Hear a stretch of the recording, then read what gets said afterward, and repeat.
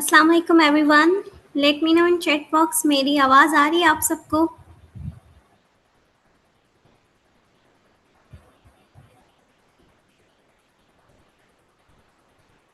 Okay, thank you Muqaddas. I hope कि आप सब खैरियत से होंगे and I'm your today's host Khadija Channa. First of all, guys, welcome to you all in second day of our boot camp. And I hope कि आपने जो पहला वाला क्लास लिया होगा डे 1 हमारा जो हुआ उसमें हमने बहुत ही इंटरेस्टिंग चीज़ें सीखी and I hope you guys enjoyed that. और इवन मैंने खुद कल बहुत ही इंजॉय किया कल की क्लास में। और कल की क्लास में हमने बहुत कुछ चीज़ें सीखी, लाइक हमने माइंडसेट के बारे में पढ़ा, हम लोगों ने इमोशंस के बारे में सीखा और हमें एक एक्टिविटी भी मिली थी कि हम मैम ने कहा था कि आप लोगों को कोई भी 20 ब्लेसिंग्स नोट डाउन करनी है। So I hope guys you have practised on it and you have notice that right. और मैं खुद अपना पर्सनली ये बताऊंगी कि मैंने खुद वो 20 ब्लेसिंग्स नोट डाउन की और मैंने पर्सनली सबसे पहले अपनी ब्लेसिंग लिखी कि अल्हम्दुलिल्लाह वी हैव सादत ऑफ ईमान that we are Muslim. And in other blessing I count in my list is मैंने अपना कमाओ प्लेटफॉर्म को भी एज अ ब्लेसिंग काउंट किया। सो एज अ ब्लेसिंग इसलिए क्योंकि बहुत सारे ऐसे लोग हैं जिनको हमारे इस कोर्सेज, इन वेबिनार्स, इन सेशंस की अपॉर्चुनिटी नहीं मिल पाती, right? So don't you guys think कि ये हमारे लिए एक बहुत बड़ी अपॉर्चुनिटी है, हमारे लिए एक ब्लेसिंग है कि हम घर बैठे ऑनलाइन इतने अच्छे अच्छे मेंटोर्स के साथ ट्रेनिंग कर रहे होते हैं, इंटरेक्ट कर रहे होते हैं, right? This is also a blessing. So I hope कि आज का क्लास भी बहुत ही इंटरेस्टिंग होगा and you guys all enjoy it. Okay, so आपका मैं ज़्यादा टाइम नहीं लेती हूँ। So guys let's together welcome our respected mentor miss Iram Zeeshan. अस्सलाम वालेकुम ma'am. Walaikum assalam. Thank you so much, Khadija, for starting off so nicely. I hope maximum people join कर रहे साथ साथ होंगे। गाइस, मैंने आप लोगों से कल जो कहा था, आप सब ने अपनी 20 ब्लेसिंग्स लिखी हैं। Everybody has done their job. Just raise your hands या फिर अपने उस पे लिखिए। फिर मैं किसी एक का नाम लेती हूँ रैंडमली और फिर मैं उनको कहूंगी कि वो अपना कैमरा के आगे अपनी लिखी हुई ब्लेसिंग्स को शो करें, ठीक है? बट सच बोलना है, देखो, ऑनेस्टी इज वेरी इंपॉर्टेंट। हमने कल ही डिस्कस किया था कि हम रिस्पेक्टफुल भी रहेंगे और हम ऑनेस्ट भी रहेंगे, बिकॉज ये रूल है इमोशनल इंटेलिजेंस का भी और जिंदगी का भी, कि अगर हमने अपने साथ सच नहीं बोला ना, तो इससे बड़ा धोखा हमने किसी को नहीं दिया दुनिया में। अपने साथ झूठ नहीं बोलना। कल हमने क्या डिस्कस किया, आप में से कोई उसको एलैबोरेट करना चाहेगा? जी बिल्कुल, आप लोगों में से कोई भी अगर कल का ओवरव्यू देना चाहे कल के सेशन का तो मुझे चैट बॉक्स में बताएं, मैं आपको अनम्यूट करती हूँ। Let's have a little overview. देखते हैं किसने सेशन को कल अच्छी तरह सुना था और कौन कॉन्फिडेंट है आज के सेशन में वो रिवाइज करवाने के लिए। जी, understand feelings and connect, this is the topic for today. आज हम फीलिंग्स पे, कनेक्शन पे, ग्रोथ माइंडसेट पे बात करेंगे। But someone who would like to say कि हमने कल क्या बात की थी। हमने कल बात की थी, थॉट से स्टार्ट किया था। हमने डिस्कस किया था कि थॉट इज द बेसिक इकाई जिसे कहते हैं, द रूट ऑफ एवरीथिंग। सो हमें अपने थॉट्स पे काम करना है। हमें ये मेक श्योर करना है कि हम अपनी थॉट्स को ना सिर्फ नर्चर करें बल्कि ऑडिट भी करें। ऑडिट का क्या मतलब था? ऑडिट का मतलब ये है कि we need to check on time and again कि मैं क्या सोच रही हूँ, जो मैं सोच रहा हूँ या सोच रही हूँ वो सच भी है कि नहीं। फैक्ट चेकिंग करना है। फिर इसको ये भी चेक करना है कि क्या ये मेरा गुमान तो नहीं है, क्या ये मेरा खौफ तो नहीं है। अपनी फीलिंग्स को, अपने इमोशंस को आइडेंटिफाई करना। हमने कल बात की थी कि ऑलवेज नेम योर इमोशंस। कभी भी, मैं आपको पर्सनल एक्सपीरियंस पे बता रही हूँ, हम खुद अपने आप से झूठ बोल रहे होते हैं। हमें गुस्सा आ रहा होता है बट उसके पीछे इमोशन कोई और होता है, रीजन कोई और होती है। उसके पीछे गिल्ट है, शेम है, डिस्गस्ट है, ग्रीफ है, क्या है, वी शुड नो। जब तक हम खुद को नहीं समझेंगे हम दुनिया में कभी भी कोई अच्छा रोल प्ले नहीं कर सकते। वो बहुत इंपॉर्टेंट शेर है कि अपने मन में डूब के पाजा सुरागे जिंदगी, तू अगर मेरा नहीं बनता ना बन अपना तो बन। So it's very very important कि हम अपने आप से तो मुखलिस हों, अपने साथ वो सिंसेरिटी शो करें। उसमें ये बहुत इंपॉर्टेंट है कि हम सच बोले। अच्छा खदीजा, एक दफा और अगर कोई बता अपनी ब्लेसिंग्स शो करना चाह रहा है तो प्लीज हैंड रेज कीजिए, ताकि हम उस पे एक नजर बस, मैं इसको डिटेल में नहीं देखूंगी, I just want to make sure कि आप लोगों ने असाइनमेंट की है। तो अपना कैमरा ऑन करके कोई शो करना चाहे तो please most welcome. So guys, क्या आप लोगों में से किसी ने भी असाइनमेंट नहीं की है एक्टिविटी, या रमला ने हैंड रेज किया है? I want unmute you, Ramla.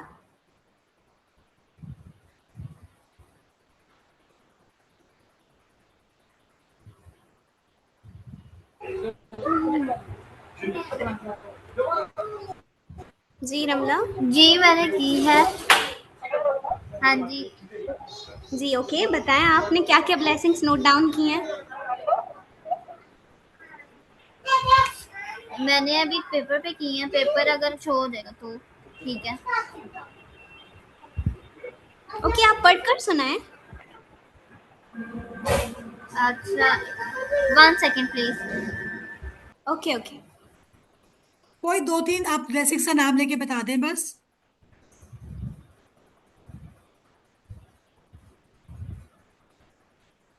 Here 60 people right now guys, आप लोगों में से किसी ने भी ब्लेसिंग्स पेज पर नोट डाउन नहीं की? सो नहीं नहीं, स्ट्रेंज। रमला ने हैंड रेज किया हुआ है, जोहो ने किया हुआ है, जी सबूरी ने अभी किया अभी हुआ हो। है, जी अभी आ गए आफिया सब। ने किया हुआ है। आफिया।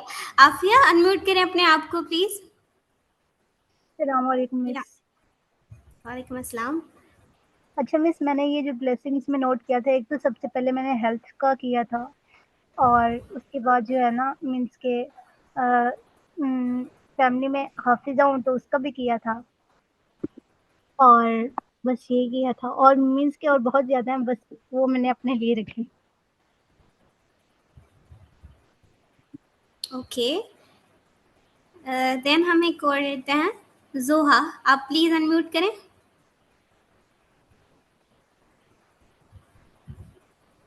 अस्सलाम वालेकुम। जी वालेकुम अस्सलाम। मैंने ये ब्लेसिंग नोट किए हैं कि I wake up at time for फजर, यानी आज मैं सुबह फजर के वक्त टाइम के लिए उठ गई। मैं अपनी क्लास के लिए टाइम पर पहुंच गई। मेरा आज क्लास मुझे बहुत अच्छी समझ आई, मेरे लिए क्लास आज बहुत अच्छी गुजरी। मैं रोज़ाना फ्रेश वाटर पीती हूँ, मैं रोज़ाना कुरान पढ़ती हूँ। वेरी गुड जी। मोहम्मद सकलैन। जी मोहम्मद सकलैन अनम्यूट करें। जी अस्सलाम वालेकुम। जी वालेकुम अस्सलाम। अच्छा, मैंने जो नोट किया ना अपने लिए, एक तो मेरी सेहत अच्छी है, दूसरा मैं खेल कूद लेता हूँ, तीसरा जो हमारे पास बिजली है, पानी है, खाने के लिए सामान है, गाड़ी है, मतलब ये हमारी सहूलतें हैं, बीवी है, बच्चे हैं, दोस्त हैं, ये चीजें। Okay very nice. जी मरियम।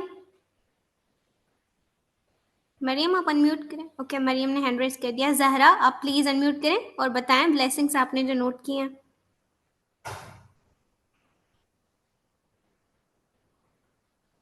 जहरा। अच्छा, मेरा ख्याल है अभी हम इस ब्लेसिंग्स पे दोबारा बात करेंगे, हम अगले 2 दिन यानी आज और कल भी इस ब्लेसिंग्स पे बात करते रहेंगे। मैं आप लोगों से प्रॉमिस करती हूँ, अगर आप लोग आज से लेकर अगले 3 महीने तक ये एक्सरसाइज डेली करें, अगर कोई दिन मिस हो जाए तो कोई बात नहीं, आप नेक्स्ट डे उसको पूरा कर लें। फॉर एग्जाम्पल मैं आज भूल गई किसी किसी वजह से, तो कल मैं आज की भी लिख लूंगी और उस दिन की भी लिख लूंगी, तो इट्स ओके। बट आपने 1 या 2 दिन से ज्यादा गैप नहीं आने देना, because it is all about brain and mindset. तो हमें अपनी माइंड को प्रिपेयर करना है। आई प्रॉमिस, जो पिछले 20 25 30 साल की ट्रेनिंग है ना, हम उसको अनडू कर सकते हैं, सिर्फ और सिर्फ कंसिस्टेंट होकर। जस्ट टू बी कंसिस्टेंट, आप में डेली की 10 ब्लेसिंग्स लिखनी है, और रोज नई ब्लेसिंग होनी चाहिए। फॉर एग्जाम्पल अगर आज मैंने घर, गाड़ी, किचन, बच्चे, पेरेंट्स लिखा है, तो कल इट शुड बी डिफरेंट, परसों it should be different. Daily की एक नई चीज, न्यू एक्टिविटी और न्यू आपकी ब्लेसिंग्स, ताकि आपका ब्रेन ओपन अप करे न्यू रियलिटीज को देखने के लिए। छोटी छोटी चीजों में से खैर को ढूंढने की आदत डले ताकि, ठीक है, दैट्स अ रीजन। मैंने आपको इसकी पीछे न्यूरो साइंस बता दी है कि न्यूरो साइंस क्या है लिखने की।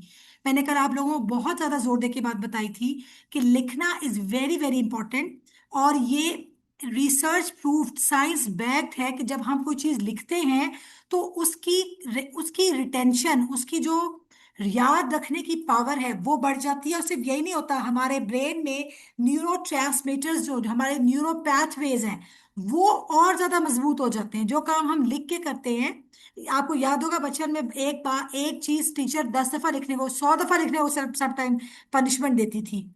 उसके पीछे भी एक रीजन थी कि जब हम बार बार बार एक बात लिखेंगे तो वो बात हमारे ब्रेन के लिए एक्सेप्ट करना और उसको समझना आसान हो जाता है।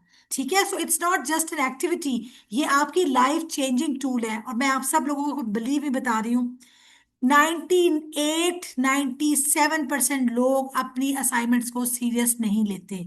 They are suffering with depression, anxiety, stress, low self esteem, low self confidence, social issues, social pressure. But जैसे ही मैं उनको या कोई भी उनको असाइनमेंट मिलती है लिखने की, वो कहते हैं नहीं लिखने से क्या होगा, या उसको उतना सीरियस नहीं लेते। दिस इज द रीजन हम रोज अच्छी बातें सुनते हैं बट हम पे वो असर नहीं होता जो कि हो जाना चाहिए। सो हमने इसलिए इस प्लान को 3 डेज तक रखा है ताकि हम मुसलसल 3 दिन आपके साथ इसके साथ जुड़े रहें। और ना सिर्फ इन 3 डेज में हम इन चीज़ों को प्रैक्टिस करें, हम इंशाल्लाह 1 महीने बाद या मे बी 6 हफ्ते के बाद दोबारा इसी से रिलेटेड प्लान्स को लेकर आएंगे, ताकि आप लोगों को हर महीने या 1.5 महीने के बाद एक रिमाइंडर भी मिले और आपके बिहेवियर में, आपके माइंडसेट में एक कंसिस्टेंट और सस्टेनेबल पॉजिटिविटी ऐड हो। अच्छा, अब जो मेरा नेक्स्ट, अभी आप लोग स्लाइड पे देख रहे होगे, all of you can see the slide guys. What is your emotional weather today? इस वक्त आपका इमोशनल वेदर क्या है? सनी है, क्लाउडी है, विंडी है, स्टॉर्मी है, या मिक्स है? कोई एक कलर, कोई एक नंबर। सनी का मतलब यह है कि इट्स ऑल गुड। क्लाउडी का मतलब थोड़ा सा डल। विंडी का मतलब हलचल है, कंफ्यूजन है, परेशानी है। स्टॉर्मी का मतलब है बहुत ज्यादा प्रॉब्लम है, बहुत ज्यादा अंडर प्रेशर है आपका मौसम, इमोशंस का। और मिक्स का मतलब है कि you are still finding it out, you still don't know क्या क्या चल रहा है। Please, this is related to yesterday's activity. Lower your hands everybody, अपने अपने हैंड्स वापस लोअर कर लीजिए, सो दैट नेक्स्ट टाइम जब आप रेस करें तो हमें आइडिया हो कि किसने क्या बात करनी है। So this is important, this is for your own self awareness. अब आप लोगों ने, आज मैंने आपको बताया, कल हमने थॉट्स पे बात की, कल हमने सेल्फ स्टीम पे बात की, उससे से रिलेटेड हम आज बात करेंगे। It's all about mindset. So feelings क्या होती हैं, पहले सबसे पहले याद रखिएगा, हमने कल भी डिस्कस किया था, थॉट थॉट फीलिंग जनरेट करती है। फीलिंग्स ज्यादा इंटेंस होती हैं, फीलिंग्स हमारे अंदर चेंज क्रिएट करती हैं, हमारी बॉडी में, हमारे माइंड में केमिकल चेंजेस लेकर आती हैं feelings. Feelings are so powerful. Feelings की वजह से हम रोते हैं, हंसते हैं, अच्छा या बुरा फील करते हैं। फीलिंग्स के क्या करती हैं, फर्दर बिहेवियर डिफाइन करती हैं। गुस्सा आया, थप्पड़ लगा दिया, गुस्सा परेशान हुए, रोना शुरू कर दिया, ये अब हमारा फिजिकल एक्सप्रेशन आ गया, बिहेवियर चेंज आ गया। फिर behaviour over the period of time हमारी हैबिट्स, और हैबिट्स हमारा फ्यूचर, हमारी डेस्टिनेशन, हमारा मुस्तकबिल डिफाइन कर रही होती हैं। So this is a trail, ये एक के बाद एक, आप समझिए कनेक्टेड है, कुछ भी आइसोलेशन में काम नहीं कर रहा। आप एक पे काम करोगे, दूसरा ऑटोमेटिकली इंप्रूव होगा। आप थॉट्स पे काम करेंगे, फीलिंग्स इंप्रूव होंगी, बिहेवियर इंप्रूव होगा, आदतें इंप्रूव होंगी, उसके नतीजे में हमारा कैरेक्टर, हमारा फ्यूचर सिक्योर होना शुरू हो जाएगा। ओके, सो फीलिंग्स करती क्या है हमारी बॉडी और माइंड के साथ? They give information, they do not control what you must do next. But याद रखना, फीलिंग्स आपको कंट्रोल नहीं करती। इसी वजह से अगर आपका दिल करता है कि मेरा दिल तो कर रहा है, मुझे फीलिंग तो आ रही है कि मैं इस बंदे को, एग्जाम्पल देना चाह रही, थोड़ी हार्श एग्जाम्पल है, गोली मार दूं, बट आपकी वो फीलिंग आपको डिफाइन नहीं करती। आपका दिल तो कर रहा है बट आपने ये करना नहीं है। That is the control you have. ये वो कंट्रोल है जिसपे हमसे सवाल होगा, ये वो कंट्रोल है जिससे हमारा हिसाब होगा। बिकॉज अगर हम फीलिंग्स की बातों में आकर कोई भी डिसीजन लेंगे तो वो डिसीजन हमारा without factual check, without checking कि इस वक्त ये करना अप्रोप्रिएट भी है दुनिया के पॉइंट ऑफ व्यू से भी, आखिरत के पॉइंट ऑफ व्यू से भी, तो ये चेक बड़ा इंपॉर्टेंट है। ठीक है, so feelings are allowed but not every action is helpful. Feelings को हमने अलाउ करना है। मैंने आपको कल भी सिखाया था, इमोशंस को सप्रेस नहीं करना, फीलिंग्स को जज नहीं करना। मैं एक बहुत बुरा इंसान हूं, मुझे बहुत बुरे बुरे ख्यालात आते हैं, नहीं। बुरे ख्यालात आने का मतलब ये नहीं है कि आप बुरा इंसान हैं। उन बुरे ख्यालात पर अगर आपने अमल कर लिया तो यस, फिर आपने डिफाइन कर लिया अपने आप को एज अ बुरा इंसान। फीलिंग्स का आना, बुराई का माइंड में आना, इसीलिए आपने देखा है कि बुराई का ख्याल आने पे गुनाह नहीं है। गुनाह तब है जब आप उसको एग्जीक्यूट करेंगे, जब आप उस पर अमल कर लेंगे ना, कुछ बुरे काम पे, बुरी सोच पे, तो फिर अब आपके लिए प्रॉब्लम है। इसी तरह अगर आपने लॉ ब्रेक करने का सोचा है, आपको फीलिंग आ रही है कि आपको रेड सिग्नल को क्रॉस करना है, तो सिर्फ फीलिंग आने पे आपको कोई चालान नहीं होगा। बट आपने अगर एक्चुअली एक्शन ले लिया, उस रेड सिग्नल को वॉयलेट कर लिया, अब आपको चालान है। ठीक है। तो दुनिया में हर जगह, ऑल द टाइम, आपकी फीलिंग्स आपको बता तो रही होती है कि मौसम कैसा चल रहा है दिल के अंदर, जहन के अंदर। बट आपने उस मौसम को कैसे कंट्रोल करके अपने फायदे में यूज करना है, किस तरह से उसे अपने नुकसान से और लोगों को उसके नुकसान से बचाना है, that is called emotional intelligence, that is called overall intelligence. जो इंटेलिजेंट लोग होते हैं वो अपनी फीलिंग्स और दूसरे की फीलिंग्स का हमेशा एहतराम करते हैं। दैट्स वाई वी से वी रिस्पेक्ट योर फीलिंग्स। हम डिसरिगार्ड नहीं करेंगे, रिजेक्ट नहीं करेंगे, लेकिन हम रिस्पेक्टफुली उसको चैनलाइज करेंगे। ठीक है। For example, feeling I anger, fear की, खौफ, समथिंग मे बी अनसेफ। अब आपने क्या करना है, you need to feel protection and support.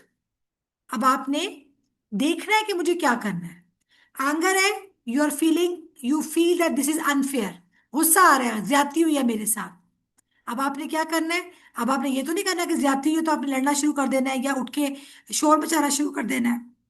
आपने देखना है कि इस वक्त मैं क्या लिमिटेड एक्शन ले सकती हूँ। सैडनेस है, दुख है, दिल कर रहा है जोर जोर से रो, बट उस फीलिंग को, मैंने वॉशरूम में जाके तो रोना आ रहा है तो रो लेना है, कोई बात नहीं, रोने को, रोना is not a bad thing. But आपने उसमें बह नहीं जाना, लॉस्ट नहीं हो जाना। आपने केयर के थ्रू, टाइम के थ्रू अपने आप को नर्चर करना है, अपने आप को सपोर्ट करना है। ठीक है। फीलिंग्स आर ऑलवेज, जैसे मैंने आपको कहा था, इमोशंस हमारे गेस्ट होते हैं। ये फीलिंग्स इमोशंस ही की कजन्स हैं। ठीक है, कोई अलग से नहीं है, आप समझे, ये सब आपस में बहन भाई हैं। थॉट्स, फीलिंग्स, बिहेवियर, एक पे काम करेंगे दूसरा ऑटोमेटिकली बेहतर होता जाएगा। सो और एक बात जो मैंने आपको कल बड़ी इंपॉर्टेंट कही थी, आई होप कि आप सबने याद रखा होगा, कभी भी बुरे वर्ड्स को यूज नहीं करना, कभी भी अपने आप को या किसी को कर्स नहीं करना। ये जो गाली देने की हैबिट है, जो मुंह से गलत वर्ड्स निकालने की हैबिट है, अपने आप को जज करने की, अपने आप को बुरा कहने की जो हैबिट है, ये आपको एक्चुअल में इंटरनली भी, सबकॉन्शियस लेवल पे भी, और आपकी बाहर की दुनिया को भी लिटरली डैमेज कर रही होती है। यकीन करें कि जो आप बोल रहे होते हैं वो आपकी किस्मत में बन रहा होता है। इसलिए सोच के बोले कि मैं क्या बोल रहा हूं, सोच के बोले, सोचें कि मैं क्या सोच रही हूं। अच्छा, अब हम डिफरेंट फीलिंग्स को ना नाम देना सीखें। फॉर एग्जाम्पल, मैं, आप कहते हो मैड। ठीक है। अब मैड में क्या है, अनॉयड है, फ्रस्ट्रेटेड है, एंग्री है, या फ्यूरियस है। देखिए, ये डिफरेंट शेड्स ऑफ मैडनेस है। शेड्स होते हैं, एक इमोशन के डिफरेंट शेड्स होते हैं, उनको नाम देना सीखें। ये बात मैं आपको बार बार सिखा रही हूँ। मैं बेसिकली आपके internal emotional intelligence, internal emotional जो आपका पूरा सिस्टम है, फ्रेमवर्क है, उसको चाह रही हूँ कि आप समझ जाए। सैडनेस है तो आप सिर्फ ये नहीं कह सकते मैं सैड हूं। अच्छा, सैड हूं तो उदास हैं या मायूस हैं, या तन्हा फील कर रहे हैं या हर्ट फील कर रहे हैं। ठीक है। एक ही चीज नहीं है उदासी, उदासी के डिफरेंट शेड्स हैं। अगर आप, या ये गम है। इसी तरह अगर आप स्केर्ड है, डरे हुए हैं, तो क्या है, ये फियर है, या अनईजी फील कर रहे हैं, या वरी है, या नर्वस हैं, या टेरिफाइड हैं, दहशत जदा है, मतलब क्या है स्केर्ड होना। आपको इन इमोशंस के शेड्स को अंडरस्टैंड करना है। आप अगर खुश हैं तो आप पीसफुल फील कर रहे हैं, या फखर फील कर रहे हैं, एक्साइटेड फील कर रहे हैं, हैप्पी फील कर रहे हैं, प्लीज्ड फील कर रहे हैं। These are the shades of glad. Choose the most exact word for how a person might feel before a performance. Please, guys, try to understand what I'm telling, try to tell you. एक emotion के अंदर 10 shades हो सकते हैं। अगर मुझे ही नहीं अपने इमोशनल शेड का पता, तो मैं उसको कैसे सॉर्ट करूंगी, कैसे चैनलाइज करूंगी, कैसे डील करूंगी, कैसे उस प्रॉब्लम में से जल्द निकलूंगी, और मैं दूसरों को कैसे मैनेज करूंगी। अगर मैं एक मदर हूँ, एक टीचर हूँ, एक सिस्टर हूँ, कैसे मैं अपने पूरे घर को चला सकती हूँ अगर मुझे खुद अपने इमोशनल वेदर का आइडिया नहीं है। So learn how to name emotion. And जब आपको नेम देना आ जाएगा, आपको अवेयरनेस आ जाएगी, आप नोटिस करना स्टार्ट कर देंगे। और याद रखिएगा गाइस, मैंने ये बात कल भी बताई थी कि हमारी बॉडी, एक there is a very famous book, your body keeps the scores. यानी आपकी बॉडी वो स्कोर रखती है याद। वो एंगर जो आपने दबाया, वो इंसल्ट जो आपने पी ली और उस वक्त आपने उसका इजहार नहीं किया, और आप वक्ती तौर पर उसको दबा गए, और आपने एक और इंसल्ट, उस इंसल्ट को अपने अंदर रखा और उसको जमा किया, वो एक दिन लावा की तरह बाहर निकलेगी। हमने उसको साथ के साथ चैनलाइज करना है, उसको डील करना है, उसको एड्रेस करना है, उसके बारे में बात करनी है। ऐसे लोगों से जिनसे आपसे बात करना सेफ हो। आइडियली तो इसमें कोई साइकोलॉजिस्ट या कोच रोल प्ले करता है, बट बहुत से केसेस में कोई मुखलिस इंसान जो समझदार भी हो साथ। मुखलिस होना काफी नहीं है। अगर आपके पास साथ प्रोफेशनल विजडम नहीं है, तो मुखलिस इंसान भी आपको गलत मशवरा दे सकता है। Please note that down. Some time आपकी अपनी वालिदा भी आपको ऐसा मशवरा दे सकती है जो आपके लिए हेल्पफुल नहीं होगा। इसलिए नहीं कि वो आपसे मुखलिस नहीं है, इसलिए कि वो उस मामले को उस तरह से नहीं देख रही जिस तरह एक आउटसाइडर और न्यूट्रल बंदा देखेगा। सो मैंने आपको बुक का नाम बताया, बॉडी कीप्स द स्कोर। इसका मतलब ये है कि over the period of time, वो गुस्सा जो सीने में हमारे होता है या हमारे हेड में कहीं होता है, वो हमें बीमार कर रहा होता है। कुछ महीने, कुछ साल लगते हैं और वो बीमारी सामने आ जाती है, बट इट्स टू लेट। हमने बीमार अपनी बॉडी को के लेवल पे नहीं जाने देना उस इमोशनल प्रॉब्लम को, हमने उससे पहले डील करना है। एक बात जो मैंने आज आपको सिखानी है, अपनी बॉडी के क्लूज को कैसे पिक करना है, कैसे आपके इमोशंस कौन से एरिया ऑफ योर बॉडी को हिट करते हैं। अब ये मेरा आप सबसे सवाल है, आस्क योर सेल्फ, जब भी आपको गुस्सा या परेशानी या घुटन फील होती है, वो आपकी बॉडी के कौन से हिस्से में फील होती है। डिफरेंट लोगों का डिफरेंट जवाब होगा।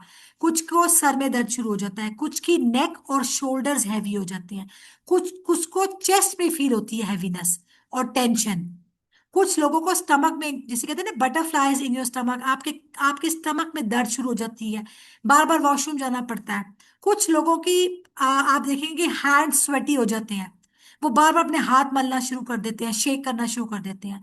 ये क्या है? ये क्लूज हैं जो आपको बता रहे हैं कि आपकी बॉडी मैनिफेस्ट कर रही है उस प्रॉब्लम, उस इमोशन को। अब आप में से चैट में लिख के बताइए, आपको कहाँ कहाँ अपनी बॉडी में अंडर एनी प्रेशर फील होता है इमोशन। खदीजा, अगर आप इसको सिर्फ नेम आउट करो, चैट में लोग क्या लिख रहे हैं। जी मैम, बहुत लोग कह रहे हैं कि मतलब चेस्ट हैवी लगती है, स्टमक पेन होता है और हेडेक फील होता है, और हेड, स्टमक, हैंड्स शिवरिंग होती है, और chest heaviness, headache, stomach, shoulders, neck, हाँ, legs it's cramps. Okay. So आप लोगों को मेरी बात समझ आ गई। असल बात यह है कि हमें यह समझ आए कि हमारी बॉडी जब मैनिफेस्ट करती है इमोशनल प्रॉब्लम को, दिस शोज कि अब ये प्रॉब्लम सेकंड ग्रेड हो गया है, यानी कि इसका लेवल बढ़ गया है। ठीक है। इसी का नेक्स्ट लेवल है पैनिक अटैक्स। लोगों को पैनिक अटैक्स आना शुरू हो जाते हैं, उनको सांस आना रुकती है, बार बार डीप ब्रीदिंग करनी पड़ती है। बट लोगों को डीप ब्रीदिंग करनी नहीं आती। आज इंशाल्लाह मैं आपको सिखाऊंगी कुछ टूल्स जो आपने फौरी तौर पे यूज करने हैं जब भी आप अंडर प्रेशर फील करें, जब भी आप अंडर पैनिक फील करें। ठीक है। Understand your body, understand your brain, कि जब आप बहुत खुश होते हैं या बहुत ज्यादा स्ट्रेस्ड होते हैं तो आपकी बॉडी किस एरिया को फोकस कर रही होती है। ठीक है। अब आपने दूसरी बात, पहले आपने बताया कि कौन सी जगह थी। ठीक है। अब आपने मुझे ये बताना है कि वो जो आपको फीलिंग आ रही होती है हैवीनेस की या टेंशन की, उसका ग्रेड क्या है, उसका लेवल क्या है। अगर नॉर्मल होता है तो 1 to 2 है, थोड़ा सा ज्यादा है तो आपने 3 to 4 लिखना है, मीडियम फील हो रहा है तो आपने 5 to 6 लिखना है चैट में, अगर स्ट्रांग है तो आपने 7 to 8 लिखना है, और जिनका 9 to 10 है वो भी जरूर लिखें। बट प्लीज जो 7 से 10 के बीच में है, that is a very high risk area. 5 to 6 भी डेंजर जोन है। बट ऑनेस्टली लिखें कि वो फीलिंग्स का ग्रेड क्या है, उसका लेवल क्या है। ओके, अभी तक जितने कमेंट्स हैं मोस्टली 7 to 10 के, एंड एक दो हैं जो 5 to 6 कह रहे हैं। 5 to 6 और 7 to 8, 7 to 8 अगेन। यानी या मसाइल ज्यादा है। और अभी देखें, ये वो सारे वो लोग हैं इस वक्त हमारे पास जो अपनी मेंटल हेल्थ को, जो अपने आप को थोड़ा इंपॉर्टेंस देते हैं। ठीक है, जाहिर है जब आप लोग ये अपना कमाओ प्लेटफॉर्म पे आते हैं तो इसका मतलब है they are concerned about their future, तभी तो वो यहाँ बैठे हैं। वरना इंस्टाग्राम टिकटॉक को छोड़ के और फजूल की स्क्रॉलिंग को छोड़ के किसके पास टाइम है कि वो बैठ के इस तरह की बातें सुने। हालांकि ये बातें आपकी लाइफ को, आपकी लाइफ के पूरे फ्रेमवर्क को बदल सकती हैं, बट स्टिल क्योंकि हम अपने अपनी आदतों के गुलाम होते हैं और हम we are actually in a rat race, इसे कहते हैं रैट रेस। दौड़े चले जा रहे हैं, भागे चले जा रहे हैं, सुबह से शाम हो रही है, बस जिंदगी गुजर रही है। जिंदगी जी कोई नहीं रहा, सिर्फ गुजार रहे हैं हम जिंदगी को। तो 7 to 10 का मतलब है सिचुएशन अगर अच्छे पढ़े लिखे लोगों की ये है, तो अननोन मतलब उन लोगों की जिनको इसके बारे में बेसिक भी नहीं पता उनकी क्या सिचुएशन होगी। एनी हाउ अल्हम्दुलिल्लाह, हम फिर भी अल्लाह का शुक्र अदा करते हैं कि हमें ये इतना भी नॉलेज है कि हम चीज़ों को आइडेंटिफाई कर रहे हैं, हम इन पे सच बोल रहे हैं, हम अपने आप पे काम करने के लिए तैयार हैं। ये बहुत बड़ी सक्सेस है। इसका मतलब है कि आप लोग ऑलरेडी ब्लेस्ड हैं कि अल्लाह ने आपको इस लेवल की अवेयरनेस दी हुई है कि I need to work on myself, I need to work on my emotional health, my mental health. ठीक है, तो अगर ये फीलिंग्स यहाँ पर है कोई बात नहीं, इंशाल्लाह हम इसको बेहतर फील करेंगे। आप आज के सेशन में, फिर कल के सेशन में, और फिर आने वाले वक्त में भी इनके बारे में सीखेंगे। जो भी क्वेश्चन है बाद में करेंगे। Please lower your hand. Emotional intelligence is equal to using feeling wisely. अपनी फीलिंग्स को वाइजली कैसे यूज करना है। देखो, आर्टिफिशियल इंटेलिजेंस का तो बहुत जिक्र है हर तरफ, लेकिन यकीन करें इमोशनल इंटेलिजेंस उस ही दिन से काम करिए जिस दिन से पहला इंसान इस दुनिया में आया था। आदम अलैहिस्सलाम से लेकर आज तक हजारों सालों में इंसान को इमोशनल इंटेलिजेंस की जरूरत हमेशा पड़ी है। बट बिलीव में जितनी जरूरत आज इस मशीनी दौर में हमें है, शायद इससे पहले कभी भी नहीं थी इमोशनल इंटेलिजेंस की। Because we are under attack of so much technological changes, और इतना इंफॉर्मेशन ओवरलोड हो चुका है। मैं आज ही एक वो देख रही थी, प्रोग्राम देख रही थी। तो उसमें ये डिस्कस हो रहा था कि information overload is not good for your brain. हमें इतनी इंफॉर्मेशन की जरूरत नहीं थी जितनी इस वक्त हमें इंफॉर्मेशन मिल रही है। आपको पता है, फोकस करने के लिए इंसान को बेसिक इंफॉर्मेशन चाहिए होती है। फॉर एग्जाम्पल, आपका एग्जाम है ए लेवल्स का या एफएससी का, तो आपको अपने एग्जाम के लिए उतनी ही तब पढ़ाई की जरूरत है। अगर आपने जरूरत से ज्यादा इंफॉर्मेशन ले ली, आपको दुनिया में जंगों का, पॉलिटिक्स का, मूवीज का, एंटरटेनमेंट का, हर एक का मालूम करना है आज ही, तो आप फोकस नहीं कर सकेंगे। फोकस के लिए जरूरी होता है कि मेरा गोल क्या है, मेरा फोकस उस पर हो। मैंने जिंदगी में अगले 5 साल में क्या अचीव करना है, मेरा फोकस इन लाइंस पर होना चाहिए। ठीक है। सो इमोशनल ओवरलोड ने क्या किया, हमारी इमोशनल इंटेलिजेंस पे अटैक कर दिया। अब इमोशनल इंटेलिजेंस नीचे होने की वजह से ना सिर्फ हम खुद को पहचानने से आ रही हैं, हमें ये भी नहीं पता कि हमारे साथ वाले लोग कैसा फील कर रहे हैं। हमारे पेरेंट्स, हमारे बहन भाई, हमारे दोस्त, ये सब किस प्रॉब्लम से, किस ट्रॉमा से गुजर रहे हैं। हमारे अंदर वो एम्पैथी नहीं है। अब इमेजिन करो ना, जब तक मुझे अपना नहीं पता मैं दुनिया के लिए क्या कर सकती हूँ। दुनिया का कोई इंसान किसी दूसरे की हेल्प नहीं कर सकता जब तक वो खुद अपनी ही हेल्प ना कर सके। आप लोग मानते हैं इस बात को। जहाज में भी आपको पता है एक इंस्ट्रक्शन दी जाती है कि प्लीज जब आपने वो ऑक्सीजन लो हो जाएगी और ऑक्सीजन का जब आपने मास्क लगाना है, तो पहले अपना मास्क लगाना, उसके बाद अपने बच्चे की, अपने साथ बैठे हुए जो मुसाफिर है उसकी हेल्प करनी है। Because that's the number one priority. पहले अपनी मेंटल हेल्थ बेहतर करूंगी तो दूसरों की हेल्प करूंगी ना। सो गाइस, इमोशनल इंटेलिजेंस ये वो टर्म है, मैं बार बार यूज कर रही हूँ। आपने इसके ऊपर पढ़ना भी है, इसको सीखना भी है, और इसको समझना भी है। What does it mean? It means understanding your emotions and responding well to other people. understanding your emotions, and also understanding people for better response. मैं अगर आपको इस वक्त फेस टू फेस पढ़ा रही होती, क्लास ले रही होती, तो मैं आप लोगों की आई मूवमेंट से, आप लोगों की बॉडी लैंग्वेज से, आप लोगों के फेशियल एक्सप्रेशन से ये बात अंडरस्टैंड कर रही होती डायरेक्टली कि इस वक्त आप लोग कितना समझ रहे हो, कितना आपको समझ नहीं आ रही है. That's emotional intelligence. टीचर को पता होता है कि कौन सा बच्चा बात सुन रहा है और कौन सा बच्चा इस वक्त नहीं अटेंड कर रहा. ऑनलाइन में थोड़ा सा प्रॉब्लम ये हो जाता है कि जाहिर है हम उस तरह से कनेक्ट नहीं होते, बट वन वे और अदर इमोशनल इंटेलिजेंस हमें हमेशा ये बता रही होती है कि मैं क्या फील कर रही हूँ, दूसरे क्या फील कर रहे हैं, और कैसे हम इस फीलिंग को मैक्सिमम आउटपुट की तरफ लेके जा सकते हैं. आपने करना क्या है, 4 प्रोसेस को सीखना है. नोटिस करना शुरू करें. कल के सेशन में भी और आज के सेशन में भी मैं आपको क्या सिखा रही हूँ?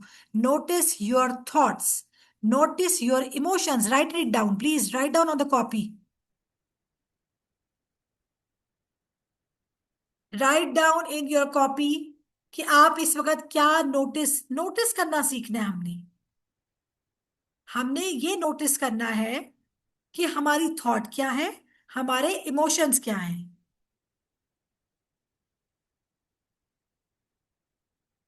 Let me share it again.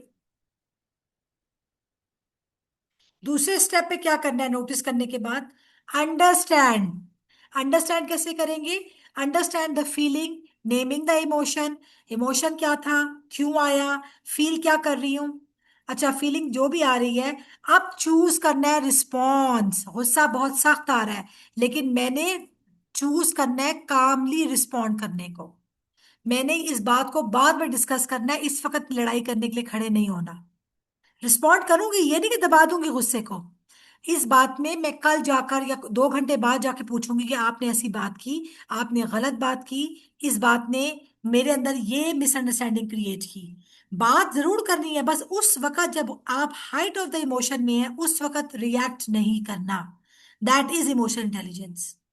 और number 4 step, what might other feel. अच्छा, कनेक्शन जब आप कनेक्ट करते हो ना, आप ये भी देखते हो कि ये जो बंदा है, जिसने फॉर एग्जांपल किसी ने आपको रोड पर, ये बड़ी आम बात है, आपकी गाड़ी को तेजी से ओवरटेक किया, आपको गुस्सा आया कि ये क्या जाहिल इंसान है, किस बदतमीजी से इसने मेरी गाड़ी को ओवरटेक किया, अभी एक्सीडेंट होते होते बचा है. बट आप क्या करेंगे? चूज. आप चूज करेंगे गाली नहीं दूंगी, मैं मुंह से कोई बुरा वर्ड नहीं निकालूंगी. रादर मैं इस वक्त अपने आप को कंट्रोल करते हुए कि एक्सीडेंट नहीं हुआ अल्हम्दुलिल्लाह, मैं ये भी मार्जिन दूंगी, पता नहीं ये इंसान किस प्रॉब्लम में, किस परेशानी में, किस प्रेशर के अंदर खुद होगा जो ये दूसरों को परेशान कर रहा है. हमने साइकोलॉजी में एक टर्म सीखी थी जब मैं एनएलपी की सर्टिफिकेशन कर रही थी, और वो टर्म हमेशा मैं मेंशन करती हूँ. आप लोगों से भी रिक्वेस्ट करूंगी, इसको लिखिए. Hurt people, hurt people. अगर आपको ये बात समझ आ जाएगी ना, आपकी आधी जिंदगी आसान हो जाएगी. हर्ट पीपल, हर्ट पीपल, इसका क्या मतलब है? कोई एक बंदा अनम्यूट करके बताएगा जिसको ये समझ आया है, सिर्फ वही हैंड रेस करें.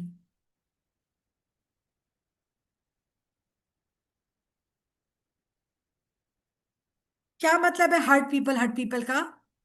सबूही ने हैंड रेस किया है, किसी एक से पूछ लीजिए प्लीज. जी सबूही, मैं आपको अनम्यूट कर रही हूँ, प्लीज बताएं. हाँ जी, अस्सलाम वालेकुम, जज़ाकल्लाह खैर. हर्ट पीपल का मतलब है कि ये साइकिल चलता रहता है. जब आप एक बंदे को हर्ट करते हैं तो उससे अगले को, और उससे अगले को, और उससे अगले को, तो ये जनरेशनल जो है ना, फिर आपका एक प्रोसीजर है वो चलना शुरू हो जाता है. ओके, जैसे that's one point. Thank you so much. किसी और से पूछ के देखते हैं. ओके जी, कुरतुलैन आप अनम्यूट करें. Hurt people, hurt people. जी कुरतुल. जी, हर्ट पीपल का मतलब ये है कि जो लोग दुखी होते हैं वही लोग दूसरे लोगों को दुखी करते हैं. वेरी जी गुड. यस, आपने भी ठीक कहा था सबूही, बट ये ज्यादा क्लोजर क्लोजर है कि दुखी या हर्ट लोग ही दूसरों को ज्यादा दुखी करते हैं. लिहाजा इसमें बहुत आसान मिसाल देती हूँ. जब भी कोई आपको बहुत तंग करे, बहुत परेशान करे, हमेशा याद रखें ये बंदा खुद बहुत परेशान है, क्योंकि खुश लोग दूसरों को कभी परेशान नहीं करते. जो खुद खुश होता है ना, जो खुद ग्रेटफुल होता है, जो खुद राजी होता है, वो दूसरों को भी खुश ही रखता है. जो खुद परेशान होता है, जो खुद ट्रॉमेटाइज होता है, जो खुद अंडर प्रेशर होता है वो ही दूसरों को अंडर प्रेशर करता है। ये रूल अगर आप याद रखेंगे ना, आपको बहुत आसानी हो जाएगी। फिर आप लोगों को जज नहीं करेंगे, फिर आप लोगों को मार्जिन देंगे। आप उनको थोड़ा सा आप कह लो कि थोड़ा सा आपको उनको ऊपर गुस्सा आना कम हो जाएगा, क्योंकि आपको लगेगा यार ये तो खुद ही बेहतर, ये खुद ही स्टेबल नहीं है, ये मेरी क्या हेल्प करेगा, इसको खुद ही नहीं पता कि ये क्या कर रहा है। Understand my point? This is very liberating. मुझे तो इस एक सेंटेंस ने इतनी एम्पावरमेंट दी थी कि आपको समझ आ जाती है कि जो बंदा खुद परेशान है वो आपको भी परेशान ही करेगा। ठीक है, इसको लिख लो, इसको समझ लो, इसके छोटे छोटे नोट्स बना के लिखो, अपने घर में लिख लो कि जो हर्ट है, आप जिससे भी तंग हो, जिससे भी तंग हो, ये समझ लो कि वो खुद भी बहुत तंग है, वो बंदा ज्यादा खुश नहीं है। अगर आपको लग रहा है ना कि वो बहुत खुश है आपको तंग करके, ऐसा हरगिज नहीं है, क्योंकि जो लोग खुश होते हैं ना वो खुशी बांटते हैं। खुश लोग खुशी बांटते हैं, पढ़े लिखे लोग पढ़ी लिखी बातों को आगे करते हैं। जिसके पास पैसा सच में होता है ना वही पैसा आगे दे पाता है। जो आगे नहीं दे सकता इसका मतलब है उसके खुद के पास नहीं है। ठीक है, so we spend more than 46% of our time waking hours thinking about the things that aren't related to what we are doing in any given moment। इसका मतलब ये है कि ज्यादातर टाइम पे जो हम सोच रहे होते हैं उसका ताल्लुक ही नहीं होता कि इस वक्त हमें किस चीज पे फोकस करना है। More than half of our lives हम वेस्ट कर देते हैं उन इश्यूज के ऊपर जिसका प्रेजेंट मोमेंट से कोई ताल्लुक नहीं होता। What irony. अच्छा गाइस, मैं 5 मिनट में सिर्फ 5 मिनट्स की ब्रेक दूंगी आप लोगों को। 8:40 पे हम 5 मिनट्स की ब्रेक लेंगे, आप उठेंगे, पानी पियेंगे, एक चक्कर लगाएंगे, और वापस आएंगे अपनी कॉपी पेंसिल के साथ। अच्छा जी, I am not sharing something, this is one of the very very nice book, the power of now. I am sure कि इसका उर्दू ट्रांसलेशन भी मौजूद होगी पाकिस्तान में। इसके जो एकार्ट टोली जो इसके ऑथर है, उसी की मैं कोट जो है इस वक्त शेयर कर रही हूँ। People tend to dwell more on negative things than on good things, so the mind then becomes obsessed with negative things, with judgments, guilt, and anxiety produced by the thoughts about the future and so on।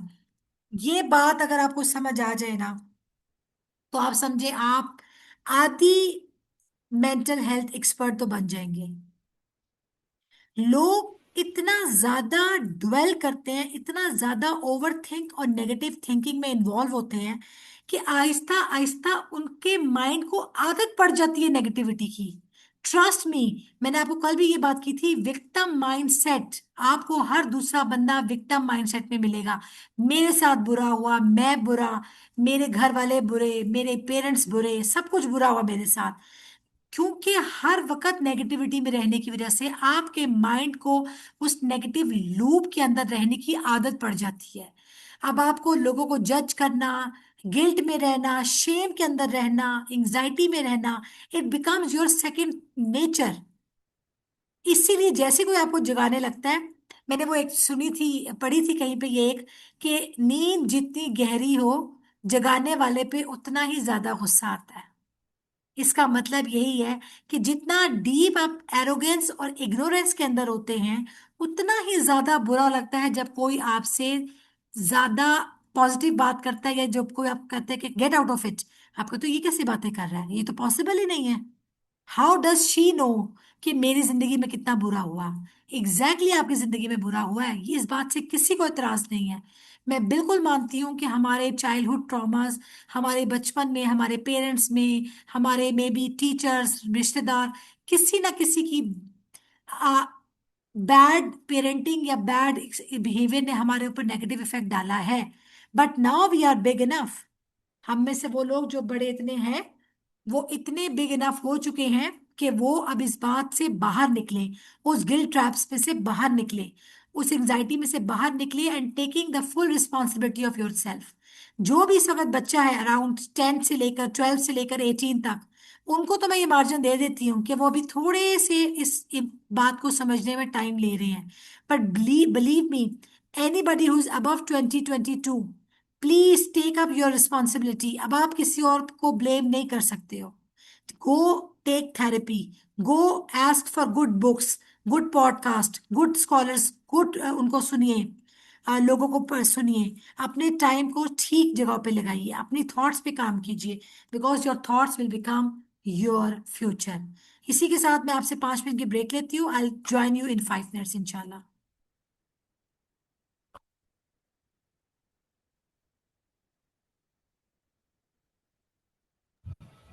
Okay guys, मैं chat box on कर देती हूँ। हमारे यहाँ खुद अजान हो रही है इशा की। सो तब तक आप ब्रेक एंजॉय करें और पानी वगैरह पी लें, और अगर कोई अभी तक जितना सेशन हुआ है उसके रिलेटेड कुछ आप शेयर करना चाहते हैं अपने थॉट्स, तो आप चैट बॉक्स में कर सकते हैं। ओके।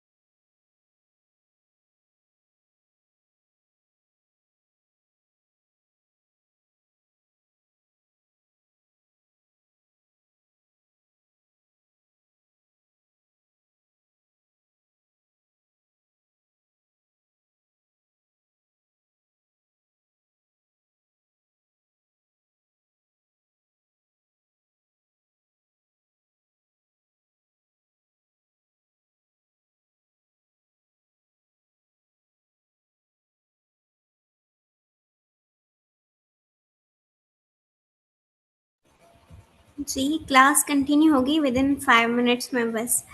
अ, आप लोगों के माशाल्लाह मैं कमेंट्स पढ़ रही हूँ, दीज आर वेरी नाइस। आप लोग माशाल्लाह बहुत अच्छा कैच कर रहे हैं, दैट्स ग्रेट। क्योंकि ये ऐसी टॉपिक्स हैं, आई बिलीव कि सिर्फ टीन्स को ही नहीं बल्कि हर किसी को इन चीज़ों की ज़रूरत होती है। लेकिन लाइक गुस्सा तो सबको आता है ना, हर एज में। फीलिंग्स तो हर किसी के पास होती हैं। So I believe this topic is much more very important to all of you, not only for kids और टीन्स। एंड जी बिल्कुल, ये रिकॉर्डिंग अपलोड कर दी जाएंगी इंशाल्लाह, कल तक हो जाएगी। जो कल वाला सेशन हुआ था उसकी रिकॉर्डिंग भी अपलोड हो जाएगी।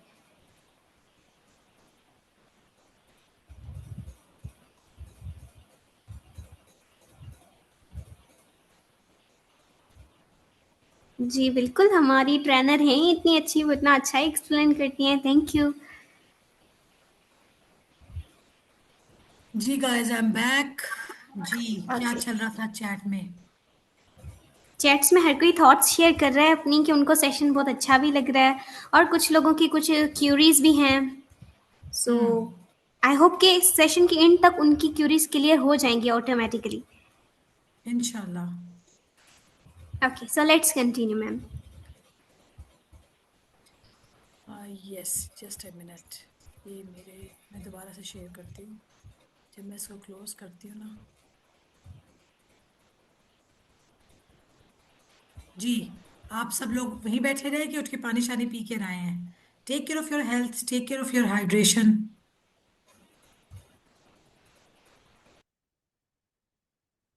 पानी पीना भी है. और प्लीज मैं एक बड़ी इंपॉर्टेंट बात कर दूं जो कि मैं हमेशा करती हूँ. पानी पीना है लेकिन पानी जाया नहीं करना. इस वक्त हम लोग 75 के करीब लोग हैं इस रूम में. आप सब लोग एक दूसरे से वादा करेंगे हमने पानी को सेव करना है, हमने पानी को जाया नहीं होने देना. क्योंकि ऑलरेडी पूरी दुनिया इस वक्त ग्लोबल वाटर क्राइसिस के अंदर है. हम इस पे बात इसलिए नहीं कर पा रहे होते, लोग इस पे बात ज्यादा नहीं कर रहे बिकॉज और इतने मसले हैं तो अभी ये नजर नहीं आ रहा. लेकिन हम में से हर बंदा अगर आज पानी को as an energy, one of the one of the most important resource in the world is water. हमें पता है दुनिया आज खत्म हो जाए अगर पानी चला जाए. पानी ही जिंदगी है. बट जिस तरह से हम पानी वेस्ट करते हैं और normal general house house chores में, मतलब खाना पकाने से लेकर बर्तन धोने से लेकर अपनी गाड़ियां और अपने पोर्च और गेट के बाहर जब लोग अपने पानी को जाया करते हैं, बिलीव मी ये कल्चर सिर्फ पाकिस्तान में इंडिया में शायद होता है. बाकी दुनिया में कोई इस तरह पानी जाया नहीं करता. मैं खुद रियाद में होती हूँ, इस तरह कहीं पानी जाया नहीं हो रहा होता. लोग पानी की कदर करते हैं. दे नो के पानी जो है वो इस तरह सड़कें धोने के लिए, गेट धोने के लिए और घरों के दीवारें धोने के लिए नहीं है. पानी बड़ा तेजी से, आप हमें पता है कि डिक्लाइन की तरफ जा रहा है. हमारे पास रिजर्वॉयर्स नहीं है पानी के उस तरह से. सो प्लीज मेक श्योर कि बच्चे शावर लेने से लेकर और हर छोटे बड़े काम पे पानी को हमने माइंडफुली यूज करना है. जब इंसान माइंडफुल होता है ना तो वो अपनी थॉट्स के लिए भी माइंडफुल होता है, दूसरों के लिए भी माइंडफुल होता है और अल्लाह के दिए हुए रिसोर्सेज के लिए भी माइंडफुल होता है. फिर उसे ये पता होता है कि ये रिसोर्स अल्लाह की तरफ से है, चाहे ये बिजली है, पानी है, खाना है, एनीथिंग. हमें इसको केयरफुली ही यूज करना है. चाहे, क्योंकि हुक्म पता है आपको, पता है ना हमारे दीन में कि अगर दरिया के किनारे भी बैठे हो ना तो भी पानी वजू करते में इसराफ ना करो. और हमारे जिस तरह टैप खुलते हैं और जिस तरह वजू होता है तो कोई टैप बंद करने का सोचता भी नहीं है. ब्रश कर रहे हैं तो टैप कोई बंद नहीं कर रहा पानी का. ये बहुत छोटे छोटे बिहेवियर्स हैं, लेकिन आप सोचिए ना ये बिहेवियर जब मिलियंस पे अप्लाई होता है तो कहाँ से कहाँ वेस्ट जाता है. ये एक बात आप लोगों ने अपनी कॉपी पे लिख लेनी है कि ना सिर्फ खुद पानी पे केयरफुल होना है, पानी बचाने पे, पानी के सेफ यूज पे, बट अपने इर्द गिर्द अपने बच्चों, अपनी फैमिली, अपने पेरेंट्स, अपने मेड्स, अपने दाएं बाएं के लोगों को भी ये बात समझानी है. Thank you so much for understanding. जी बिल्कुल. Okay and guys, in fact water खुद हमारे लिए एक ब्लेसिंग है, जिस तरह वन नेमत ऑफ है द अल्लाह ताला बिगेस्ट की. ब्लेसिंग, वन ऑफ द जी बिगेस्ट बिल्कुल. ब्लेसिंग. कोई और छोटी हमें मोटी अल्लाह ताला की ब्लेसिंग. नेमतों का कदर करनी चाहिए. Thank you so much. Okay, we all spend too much time in our heads now and again, but overthinking regularly can be so detrimental to our mental health if those thoughts are negative. देखिए, हम time and again हमारा brain design इस तरह हुआ है, हम सोचते हैं. हम चाहें या ना चाहें अराउंड 65 से 90,000 के करीब थॉट्स हमारे माइंड में डेली आती हैं 24 आवर्स में. ठीक है, ये एक डेटा हमारे पास मौजूद है. अब आप सोचिए 60 से प्लस 1000 प्लस थॉट्स डेली आ रही हैं. But problem is not the thoughts. Problem के वो थॉट्स की मेजॉरिटी थॉट्स नेगेटिव है. और अगर नेगेटिव नहीं है तो सेल्फ सैबोटेजिंग है, यानी कि वो हमें ही तबाह कर रही हैं. इस कदर हमारे बारे में खुद हम गलत. वो बड़ा अच्छा मैंने शेर सुना था, मैं बल्कि उसके ऊपर एक पोस्ट भी बनाने का सोच रही थी कि मैं खुद ही अपने आप के पीछे पड़ा हुआ, मेरा शुमार भी तो मेरे दुश्मनों में है. कि हम खुद ही अपने दुश्मन हैं, हमें बाहर वाले दुश्मनों की ज़्यादा प्रॉब्लम नहीं है. The problem is your own नफ्स. हमारा अपना नफ्स ही हमारे खिलाफ है. और ये बात जितनी जितनी जल्दी समझ आ जाएगी जिसको जिसको, उतनी जल्दी वो उस पर अपना काम करने के लिए रेडी हो जाएगा. बिलीव मी, बाहर वाली दुनिया से ज़्यादा अंदर वाली दुनिया पे काम करने की ज़रूरत है. बाहर वाली दुनिया ऑटोमेटिकली इन ऑर्डर हो जाती है. The mind adds its own narrative to every day's event, which we accept as truth. This narrative is often negative. मैंने ये बात कल बताई थी कि हमारा माइंड हमारे एक्सपीरियंसेस की बेस पे एक डेटा बेस बनाता है, और एक्सपीरियंसेस की बेस से बताता है कि लोग ऐसे होते हैं, इस शहर के लोग ऐसे होते हैं, और इस पे एतबार नहीं करना, और ये खाना खाने से ये होता है, और ये करने से ये होता है। जरूरी नहीं है कि जो आपके साथ हुआ वो सच हो, लेकिन आपके माइंड के नजदीक वही फैक्ट है। अब आपका कैसे अब चेक करोगे आपके जो मैं सोच रहा हूँ, जो मेरा माइंडसेट है, जो मेरा बिलीफ सिस्टम है, वो ठीक है कि गलत है? जब तक आप ओपन नहीं होगे, फ्लेक्सिबल नहीं होगे, सीखने के लिए रेडी नहीं होगे, आपको लगेगा मैं ही ठीक हूँ, और जो मेरे बाप दादा करते आए हैं बस यही ठीक है। अब देखो ना, यही तो सबसे बड़ा ईगो आ जाती है बीच में। Ego is the enemy. Ego क्या है? ईगो नफ्स है, कि जो मैं सोच रही हूँ बस वही सच है, बाकी सब झूठ है। Okay guys, so moving to the towards the next part, feel calm the body and then choose. Regulation means helping your body and mind become steady enough to respond. अब मैं इसके लिए आपको अब जल्दी जल्दी से कुछ टेक्निक सिखाने लगी हूँ, प्लीज़ ट्राई टू अंडरस्टैंड। और इसमें से ब्रीदिंग बहुत इंपॉर्टेंट है।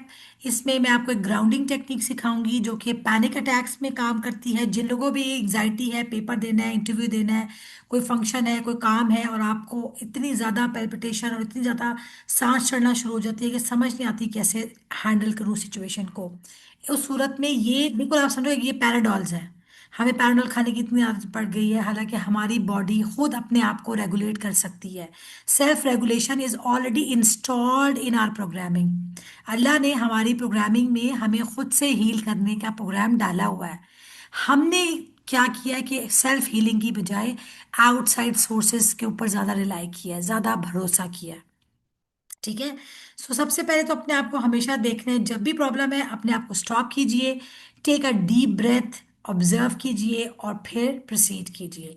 Slow breath is very very important, इसलिए इसको डीप ब्रेथ कहते हैं, because you take inhale slowly, you exhale slowly. अब अगले 2-3 सेकेंड्स, 4 सेकेंड अब आप लोगों ने मेरे साथ डीप ब्रीदिंग करनी है। Inhale from nose and exhale from mouth. Inhale नाक से करना है, और सांस मुंह से निकालनी है, ऐसे फूंक मारते हुए। खाली निकालनी नहीं है, फूंक मारते हुए मुंह से निकालनी है। Inhale 1 2 3, inhale as long as you can. Again inhale, और फिर एक्सेल। फिर इनहेल 1 2 3, जितनी लंबी से आप सांस खींच सकते हैं खींच के इनहेल कीजिए, और फिर मुंह से एक्सेल कीजिए।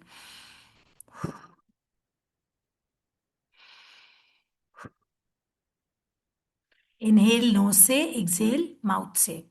अगर आप ये ठीक तरीके से डीप ब्रीदिंग कर लें, विद इन नो टाइम आपकी बॉडी खुद बताएगी कि आप रिलैक्स हो गए हैं।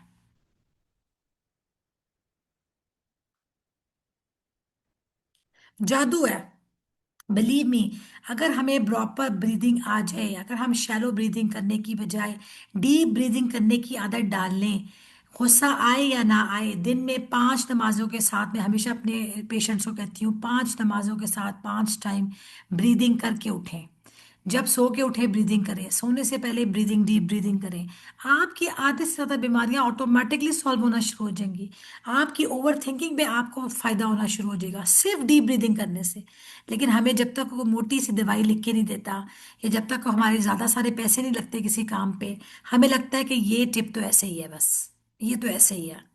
बट मैंने आज तक डीप ब्रीदिंग से ज़्यादा बेहतर कोई कोई टूल नहीं देखा। मेंटल हेल्थ में भी, ओवरऑल लाइफ में, अपनी इम्पैक्ट इलनेस कंट्रोल करने के लिए भी डीप ब्रीदिंग से बेहतर कोई मैंने सोल्यूशन अभी तक नहीं देखा। अच्छा, मैं अब आपको आगे लेके चलती हूँ। ये मैंने स्लाइड बनाई थी, दिस इज कॉल्ड डायाफ्रेगमेटिक ब्रीदिंग। आप इसका स्क्रीनशॉट भी ले सकते हैं। इसको बेली ब्रीदिंग भी कहते हैं, अगर आप इसको गूगल करना है तो। आपने इनटेक करना है, स्लोली इनहेल करना है। और देखिए, बेली ब्रीदिंग इसलिए कह रहे हैं कि इससे आपका लोअर, आपका जो एब्डोमेन है, जो लंग्स हैं, जो पेट है, ये एक्सपैंड करेगा। शैलो ब्रीदिंग में सिर्फ चेस्ट तक हवा जाती है, चेस्ट से बाहर आती है। हमने शैलो ब्रीदिंग नहीं करनी। हमें अपनी ऑक्सीजन को फेफड़ों तक, यानी कि नीचे पेट तक लेके जाना है। पेट बाहर को आएगा, इनहेल करेंगे, एक्सेल करेंगे, पेट वापस अंदर जाएगा। देखिए नंबर 3 में एब्डोमेन एक्सपैंड किया, पेट बाहर आया, हमने इनहेल किया। नंबर 4 में हम एक्सेल कर रहे हैं, मुंह से सांस निकाल रहे हैं। एब्डोमेन यानी कि हमारा स्टमक वापस अंदर जाएगा। मैं आपको मजे की बात बताऊं, जब मैं ये ट्रेनिंग्स में फेस टू फेस जब ये एक्सरसाइज करवाती हूँ या उसके अलावा भी, मैंने ये देखा है कि ज़्यादातर लोग कहते हैं हमसे तो पेट ऐसा नहीं हो रहा, हम तो इनहेल करते हैं तो पेट बाहर जाने के बजाय अंदर जाता है। तो मैं आगे से स्माइल करके यही समझाती हूँ कि इसका मतलब यह है कि हम अपनी जिंदगी भर सांस ही गलत लेते आए हैं। सोचिए जरा, सांस ही ठीक नहीं ले रहे और क्या करेंगे ठीक हम। वो मजाक में कहते हैं हमें तो सांस नहीं लेनी आती और ठीक नहीं लेने आ रही, और क्या ठीक करेंगे। सो प्रॉपर डीप ब्रीदिंग करने से आपकी आधे से ज्यादा प्रॉब्लम्स और बीमारियां ऑटोमेटिकली सॉल्व हो जाती हैं। सो जिनसे नहीं हो रहा वो प्रैक्टिस करेंगे, प्रैक्टिस से ही ठीक हो जाता है। With practice you can do it well. इसकी स्क्रीनशॉट ले लें so that we can move to the second slide। Deep breathing सबको क्लियर है? चैट में लिखिए किसी को समझ नहीं आई, बिकॉज दिस इज, ये $1 million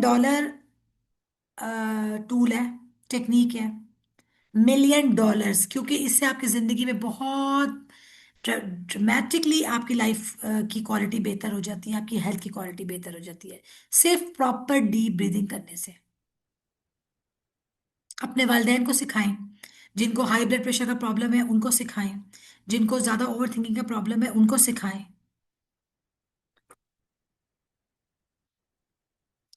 ji, this is called grounding technique. मैं नाम इसलिए बताती हूँ ताकि आप में से जो लोग इंटरेस्टेड है बाद में इसको सर्च कर सकें।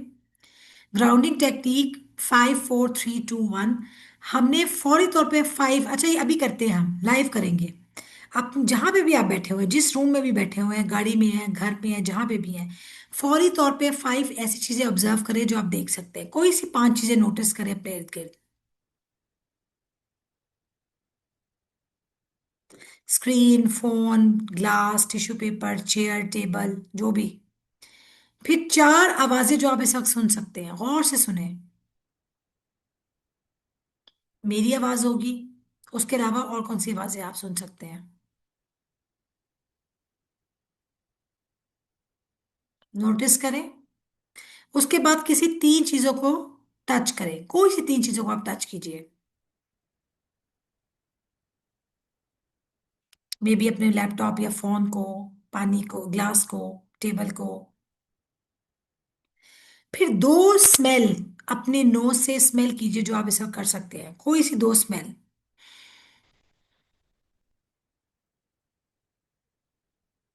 लास्ट, कोई एक चीज, अगर आप करीब में कोई चीज खाने की है तो उसको टेस्ट करें, वरना आपके अपने माउथ में कोई ना कोई टेस्ट ऑलरेडी एग्जिस्ट करता है, उस टेस्ट को टेस्ट कीजिए। हमने अभी अभी क्या किया, हमने क्या एक्टिविटी की अभी अभी, कौन बताएगा?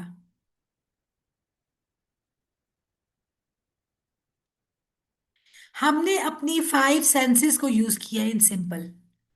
वो 5 सेंसेस जो हमने साइंस में पढ़ी थी, sight, hearing, touch, smell and taste. The moment आपने इन 5 सेंसेस को यूज किया, आपका ब्रेन फौरी तौर पे प्रेजेंट मोमेंट में वापस आ गया। आपने ये नोटिस किया या नहीं किया, आई डोंट नो, बट जो भी आप सोच रहे थे, कर रहे थे, आप फौरी तौर पे इस एक्टिविटी में एंगेज हो गए। और यही पैनिक अटैक्स में, थेरेपी में ये यूज होती है टेक्निक। आप फौरी तौर पे ये काम करते हैं and you get back to the normal, you get back to the present moment. Get it? किसी को समझ नहीं आई तो बताइए।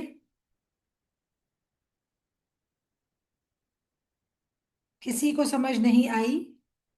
अभी तक हम सब क्लियर है यहाँ तक? जी मैम, मोस्टली पीपल सब कह रहे हैं कि क्लियर है। Good. Okay guys, so you are bigger than one result. जैसे मैंने आपको कल कहा था कि अपने आप को हमेशा, अपनी थॉट्स को, अपने पर्पस को हमेशा हाई रखना है। जो इस वक्त अभी तक लाइफ में हुआ है, जरूरी नहीं है कि वो आपका पोटेंशियल हो। आपका पोटेंशियल इससे बहुत ज्यादा है। अपनी आइडेंटिटी को समझिए, अपनी शनाख्त को। ये फिर हम सेल्फ अवेयरनेस की बात करें। Know your values, know people around you, know your interest. आपको किन चीजों में इंटरेस्ट है? अपनी एफर्ट्स को एनालाइज कीजिए, अपने स्किल सेट को बिल्ड कीजिए, और last but not the least अपने कैरेक्टर पे काम कीजिए। ये सारी 5 चीजें अगर आपके पास है लेकिन कैरेक्टर नहीं है ना, तो इट्स अ फेलियर। क्योंकि कामयाबी कैरेक्टर के बगैर सिर्फ शॉर्ट टर्म सक्सेस होती है। जब कैरेक्टर साथ होता है तो हर चीज, हर स्किल, हर एफर्ट, हर इंटरेस्ट आपको पे करता है इन अ लॉन्गर रन भी। वैल्यूज कैसे कहते हैं? इकदार। वैल्यूज में हमेशा एक्सरसाइज करवाती हूँ, इमोशनल इंटेलिजेंस में भी हम ये एक्सरसाइज सीखते हैं। अपनी वैल्यूज को जानिए। आपकी कल के लिए एक एक्सरसाइज, एक एक्टिविटी है, असाइनमेंट है, सब लोग नोट कर लें। हर कोई अपनी 10 वैल्यूज लिख के लाएगा, कोई सी 10। जिसको 10, जिसे ना समझ आए वो इसको 7 भी कर सकता है। और वैल्यूज क्या होती हैं? हर एक की डिफरेंट वैल्यूज है। किसी की वैल्यू पैसा, family, faith, fame, honesty, authenticity, leading. मतलब क्या चीज आपको, एप्रिसिएशन, क्या चीज आपको जिंदगी में आपके लिए इंपॉर्टेंट इंपॉर्टेंट है आपके लिए। कोई भी डिसीजन लेने लगते हैं हम, किन बुनियादों पे वो डिसीजन लेते हैं, चाहे वो पर्सनल हो चाहे वो प्रोफेशनल हो। वो जो बुनियाद होती है ना, वो वैल्यूज होती हैं। Knowing your values is very very critical. Because जब तक मुझे अपनी वैल्यूज का नहीं पता, मुझे यही नहीं समझ आएगी कि मेरे डिसीजंस के पीछे ड्राइविंग फोर्स क्या है। और at the same time in 6 की 6 चीजों को लिखिए अपनी कॉपी पे, और सर्कल कीजिए कि किस एरिया पे मुझे सबसे पहले काम करने की जरूरत है। इन 6 एरियाज में से value, people, interest, effort, skill and character. Specially जो टीनेजर्स हैं, वो देखिए मुझे सबसे पहले नंबर 1 पे कैरेक्टर पे काम करना है या स्किल पे काम करना है। कौन कौन से स्किल सीखने हैं? ड्राइविंग सीखनी है, स्विमिंग सीखनी है, पब्लिक स्पीकिंग सीखनी है, सोशल इंटरेक्शंस बिल्ड करना सीखना है, क्या क्या सीखना है। एफर्ट्स कैसे सीखनी है, हार्ड वर्किंग कैसे बनना है, इंटरेस्ट अपने कैसे जाने हैं, क्रिकेट पसंद है, फुटबॉल पसंद है, या कोई निटिंग पसंद है, क्राफ्टिंग पसंद है, या कोई ई कॉमर्स का कोई काम पसंद है। जो चीज़ पसंद होती है ना, याद रखना, उस पे स्ट्राइव करना, उस पे थ्राइव करना आसान होता है। उसको प्रोफेशन में लेकर आना आसान हो जाता है, because you like it, you love it, so it's easier for you to do it. जबरदस्ती का काम जो है ना, वो आप ज्यादा लंबा अरसा नहीं कर सकते। पीपल, अपने आप को, लोगों को, नेटवर्क को कैसे बिल्ड करना है आपने। ठीक है। नेक्स्ट 1 मंथ का साथ साथ मैं आपको छोटे छोटे प्लान्स दे रही हूँ, कौन से एरिया पे काम करने की जरूरत है। ये नोट्स बनाओ, इन नोट्स को हफ्ते बाद, 2 हफ्ते बाद दोबारा खोल के चेक करना है। भूल नहीं जाना, सेशन खत्म हुआ, बात खत्म। Okay. Listening helps people feel understood. हम कम्युनिकेशन की बात करते हैं, कम्युनिकेशन कम्युनिकेशन कम्युनिकेशन स्किल्स। हम समझते हैं कम्युनिकेशन का मतलब है बोलना। Half of the communication is listening properly, active listening। हमें सुनना भी आता है कि नहीं, सिर्फ बोलना ही आता है। So always try to give attention, let people finish। एक बंदा अपनी बात खत्म करे तो आप अपनी बात शुरू करें। उसको पूरी तरह सुने, समझें। ये भी कम्युनिकेशन का हिस्सा है। कम्युनिकेशन सिर्फ अच्छी बात करना नहीं है, दूसरे के पॉइंट ऑफ व्यू को समझना भी कम्युनिकेशन का हाफ पार्ट है। Say it back, what I hear you saying is. यानी कि फॉर एग्जाम्पल मैं आपसे बात कर रही हूँ, कम्युनिकेशन स्किल्स, आप अगर मेरे सामने आपके, अच्छा इरम आपका मतलब ये है कि कम्युनिकेशन का मतलब एक्टिव लिसनिंग है। यानी मेरी ही कही हुई बात को जब आप दोबारा रिपीट करेंगे, ना सिर्फ आप उसको याद रखेंगे बल्कि आप दूसरे इंसान को भी ये इंप्रेशन दे रहे हैं कि yes I am listening you, मैं आपकी बात सुन रही हूँ, बजाय उसको इंटरप्ट करके अपनी बात करना। Check, did I understand, what would help. यह बात जो मुझे समझ आ रही है, जो इरम बात कर रही है हमसे, अगर मुझे बात समझ आ रही है तो अब ये मैं कहाँ यूज करूंगी इस बात को। एक्टिव लिसनिंग में इसलिए मैं आपको लिखने को कहती हूँ, क्योंकि आप जितना मर्जी एरिस्टोटल बन जाएं, आपको बातों को याद रखने के लिए उनको लिखना जरूरी होता है। क्योंकि जो बातें आप लिखते नहीं है, चांसेस यही है कि आप वो भूल जाएंगे कुछ अरसे में। अगले 24 घंटे में आप आज की हुई बातें, सुनी हुई बातें भूल जाएंगे। अगर आप इनको लिखेंगे नहीं, रिवाइज नहीं करेंगे, दोबारा से कॉपी खोल के चेक नहीं करेंगे हमने क्या किया था। जब सेशन के लिए बैठा करें तो पिछले सेशन के पॉइंट्स को एक दफा देख लिया करें। ये वो रूल्स हैं जो स्कूल लेवल पे सिखाए जाते हैं या सीखने चाहिए हमें। ये बहुत काम आते हैं नोट्स टेकिंग में भी। जो बच्चे स्टूडेंट हैं वो इस बात को अंडरस्टैंड करेंगे। हमेशा पिछला रिव्यू करें लेसन, फिर अगले लेसन पे स्विच करें। और ये एक एक्टिविटी मैंने लिखी लिखी हुई है, स्पीक 2 मिनट्स, लिसन 2 मिनट्स, फिर इसको स्वैप करें। प्रैक्टिस करें किस तरह मुझे कम्युनिकेशन को अपने इंप्रूव करना है। शीशे के आगे खड़े होकर बात करें। रिस्पेक्टफुली और क्लियरली बात करना सीखें। असर्टिव कम्युनिकेशन का मतलब क्या है? असर्टिव लिखिए इसको, इस वर्ड को लिखिए अपनी कॉपी पे, असर्टिव कम्युनिकेशन। असर्टिव कम्युनिकेशन क्या कम्युनिकेशन होती है? आप ऑनेस्ट होते हो, आप काम होते हो, लेकिन आप सच बोल रहे होते हो। आप बाउंड्री सेट कर रहे होते हो। आप अपने लिए आवाज उठाना सीखते हैं। आप बात को रिस्पेक्ट के साथ कम्युनिकेट करते हैं, बट उस रिस्पेक्ट के साथ साथ उसमें सच्चाई भी होती है। ये जो हमारे यहाँ सिखाया जाता है ना, डिप्लोमेसी के नाम पे आपने खामोश हो जाना है और झूठ बोल के दूसरों को खुश करना है, दैट्स अगेंस्ट द नॉर्म। आपको असर्टिव होना है, विच मीन्स कि ना पैसिव होना है ना एग्रेसिव होना है, ना बिल्कुल चुप हो जाना है ना गुस्से में आ जाना है, बल्कि तरीके से अपनी बात को कम्युनिकेट करना है। I feel angry because I was attacked by this and this। बात को सही तरीके से कम्युनिकेट करना, रिस्पेक्टेबली कम्युनिकेट करना is part of communication skill. When plans change without telling me, I जैसे फॉर एग्जांपल आप बता रहे हो कि यार जब प्लान्स एकदम से मुझे बगैर बताए कोई चेंज करता है ना, तो मैं फ्रस्ट्रेटेड फील करती हूँ, because I can not prepare. I would like a message first. अगर आप मुझे पहले मैसेज बता देते ना, अब देखो फॉर एग्जाम्पल कोई बड़ा इंपॉर्टेंट प्लान बनाया दोस्तों ने मिलकर, और लास्ट मोमेंट में अब आप गाड़ी में बैठ के निकलने ही लगे थे, प्लान कैंसिल हो गया, अब आपको गुस्सा आया। एक हाल तो यह है कि अब आपने उस गुस्से में उल्टा सीधा बोलना शुरू कर दिया, चीखना शुरू कर दिया, मैसेजेस लिखने शुरू कर दिए, बदतमीजी है, ये है, एक्स है, वाई है। दूसरा ये है कि जब आप तरीके से बता रहे हैं कि जब प्लान चेंज होते हैं लास्ट मिनट, तो मुझे बिल्कुल अच्छा नहीं लगता। मैं प्रेफर करूंगी अगर नेक्स्ट टाइम से आप लोग पहले मुझे इन्फॉर्म कर दें तो। देखिए, आपने रिस्पेक्टेबली एक बाउंड्री ड्रॉ की। आपने बाउंड्री ड्रॉ की कि आइंदा से, आज तो जो हो गया, आइंदा ऐसा ना हो।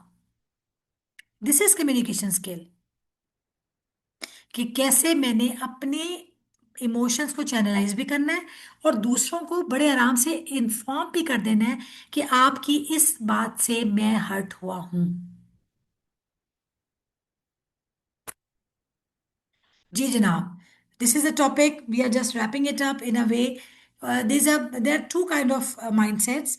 One is fix mindset, one is growth mindset. अब आप लोगों ने इसमें से देखना है कि फिक्स एंड ग्रोथ माइंडसेट में पहले क्या जो है वो फर्क है। फिक्स माइंडसेट क्या होता है? फिक्स माइंडसेट ये होता है कि बस जो मैंने सोच लिया यही सच है, जो मेरे साथ जिंदगी में हुआ बस यही यही सब है, ना मैं बदल सकता हूँ और ना मैं बदलने के लिए तैयार हूँ। जबकि ग्रोथ माइंडसेट क्या कहता है कि I am a flexible, basically flexible लोग ग्रोथ माइंडसेट वाले होते हैं। दे थिंक कि ओके फाइन, चेंज आ रहा है तो मैं चेंज को एक्सेप्ट भी करूंगी और मैं उसके लिए अपना स्किल सेट प्रिपेयर भी करूंगी। अब एआई का दौर है, आप कोई कहे कि नहीं नहीं हम तो एआई से नहीं, हम तो नहीं कुछ करेंगे, हम तो पढ़ाई भी नहीं करेंगे और हम इसी तरह जिंदा भी रहेंगे। आपको अडाप्ट करना होता है with the flow. Fix mindset वाला क्या कहता है? आई am not good at this. लेकिन जिसका ग्रोथ माइंडसेट है वो क्या कहेगा? मैंने अभी तक तो नहीं सीखा but I will try. I haven't learn it yet but I will try to learn. Fix mindset कहेगा this is too hard, this is too boring. लेकिन ग्रोथ माइंडसेट वाला क्या कहेगा? This may take some extra time, some extra work. मुझे लगता है कि यहाँ पे टाइम और एफर्ट ज्यादा लगानी पड़ेगी। इसका मतलब यह है कि you are still ready to learn. Fix mindset वाला कहेगा I am afraid to make a mistake. लेकिन ग्रोथ माइंडसेट वाला क्या क्या क्या क्या सोचेगा? Mistakes help me to learn. और ये बहुत इंपॉर्टेंट पॉइंट है, specially to the teenagers. Always always get ready to make mistake. गलती करना गलत नहीं होता, बट गलती के डर से ट्राई ना करना गलत होता है। आप बोले ही नहीं, क्या कहीं आपका पॉइंट गलत ना हो, आपने क्लास में हैंड रेज ही नहीं किया, ये गलत है। आप अपना पॉइंट ऑफ व्यू देते, अगर आपका पॉइंट ऑफ व्यू गलत भी था तो कोई बात नहीं, ज़्यादा टीचर कहती नहीं जवाब गलत है, बट एटलीस्ट आप ट्राई तो करते हैं ना। Please, this is very important, learn to make mistake and learn to accept that you have make mistake. एक तो हमारी सोसाइटी में ये बड़ा प्रॉब्लम है, कोई अपनी गलती मानने को तैयार नहीं होता। जब हम अपनी गलती मानते हैं ना, तो हम एक बहुत बड़ा रूम ओपन करते हैं, एक विंडो ओपन करते हैं टू लर्न। आज गलती हुई है, कल गलती से सीखेंगे, फिर गलती होगी, फिर उससे सीखेंगे। जितना लोग मिस्टेक से और प्रॉब्लम से सीखते हैं, उतना स्मूथ जिंदगी गुजारने वाले लोग नहीं सीखते। Every new mistake is a lesson and every lesson is a learning. Get my point? So the fix mindset क्या कहेगा? आई गिव अप, मुझसे नहीं होता, मैं कैसे कर सकता हूं, लोग क्या कहेंगे, मैं लोगों की वजह से ये काम नहीं कर सकती। बट ग्रोथ माइंडसेट वाला कहेगा आई ट्राई अनदर वे, मैं कोशिश करूंगी, मैं गिव अप नहीं करूंगी, मैं लोगों को एक लेवल से ज्यादा इंपॉर्टेंस नहीं दूंगी, because ultimately this is my life. I have to see the consequences, मुझे अपनी जिंदगी को हैंडल करना है।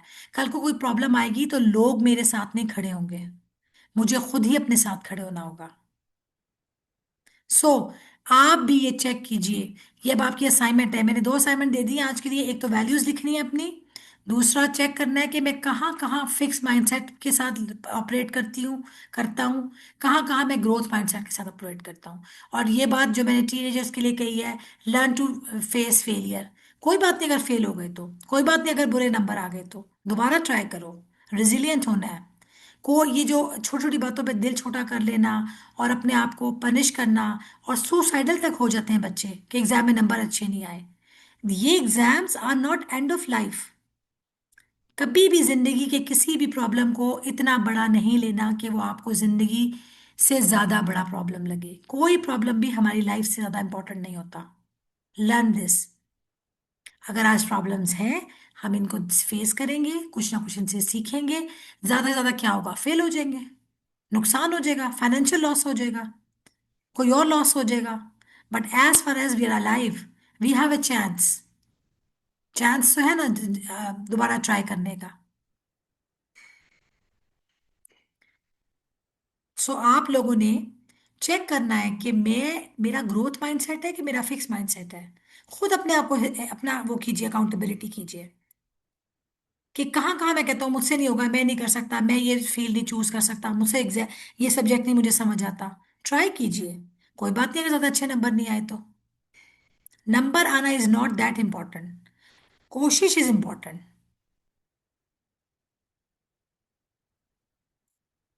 Remember, every mistake is a chance to learn something new. With each try, your brain and you grow stronger. Take a screenshot of this slide and tell it to yourself again and again कि every time जब मुझसे गलती होती है, मैं fail होता हूँ, मुझे और मेरे ब्रेन को एक मौका मिलता है to grow. Learn to fail and accept it, ये की मैसेज है। फेल होना सीखें, कोई बात नहीं, और उसको एक्सेप्ट करें। ये जो हमारी सोसाइटी में एक रेस है कि फर्स्ट आना ही इम्पोर्टेंट है, बड़ी गाड़ी ही इम्पोर्टेंट है, नहीं। फर्स्ट आना इम्पोर्टेंट इतना नहीं है, third fourth fifth six tenth grade, tenth number पे भी आना भी ओके है, कोई बात नहीं, कोई मैटर नहीं करता। इस वक्त मैं आपसे बात कर रही हूँ, आपको मैटर करता है कि मेरे इस वक्त नंबर कितने आए थे, मेरे कितने नंबर थे एफएससी में? किसी को मैटर कर रहा है आज इस वक्त? मैटर ये कर रहा है कि मैं आज यहाँ पे क्या रोल प्ले कर सकती हूँ या कर सकता हूँ।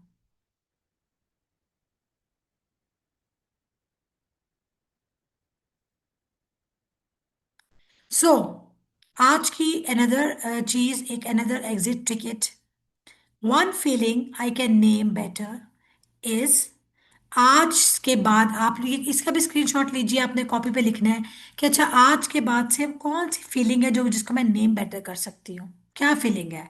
एक्साइटमेंट है तो क्या है? हैप्पीनेस है, जॉय है, ब्लिस है? क्या वो फील है जिसको मैं नेम करना सीख रही हूँ?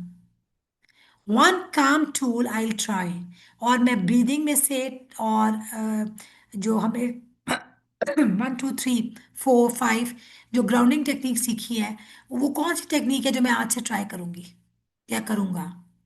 अभी लिखिए कॉपी के ऊपर, I give you 1 minute.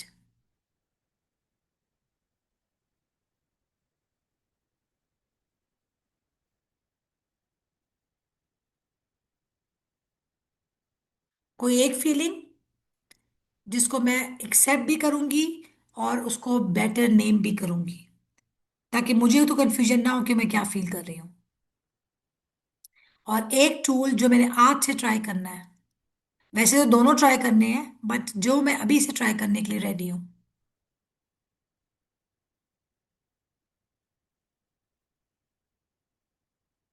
Write down on your paper.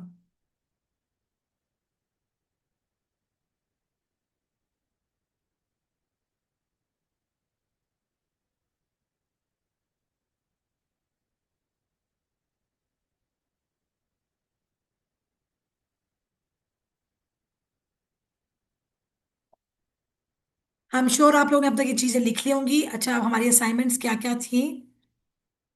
कल हम बात करेंगे कम्युनिकेशन पे और लीडरशिप पे, ठीक है, टोन पे, बॉडी लैंग्वेज पे, बहुत इंपॉर्टेंट है ये, स्पेशली टीन्स के लिए भी बहुत इंपॉर्टेंट है। और वो लोग जो अपने सेल्फ कॉन्फिडेंस पे काम करना चाह रहे हैं, उन्हें पता चलेगा कि अच्छा बॉडी लैंग्वेज का, पोस्चर का, टोन का क्या इम्पैक्ट होता है हमारी पर्सनैलिटी पे, ठीक है।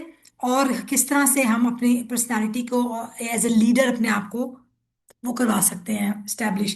असाइनमेंट्स आपकी सेम है। आपने आज की, कल की ब्लेसिंग्स लिखनी है, आपने वैल्यूज लिखनी है अपनी 10 टॉप 10 वैल्यूज। फिर आपने ये फीलिंग अभी लिख ली होगी। आपने ब्रीदिंग को ट्राई करना है और मुझे कल बताना है कि how did you feel about the breathing. आपने चेक करना है ग्रोथ माइंडसेट और फिक्स माइंडसेट का डिफरेंस, कि आप कौन सी उस पर ऑपरेट कर रहे हैं, ठीक है। Get it? अब कौन अनम्यूट करके बताएगा अभी तक हमने क्या सीखा, आज की पॉइंट्स क्या है? की पॉइंट्स होता है ना कि मेन मेन पॉइंट्स सिर्फ।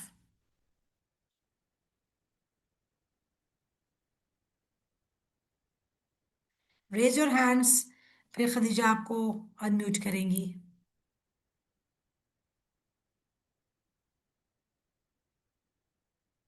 कौन? कोई ओके। छोटा, कोई बच्चा, बच्चा बताएगा तो आई बी मोर हैप्पी।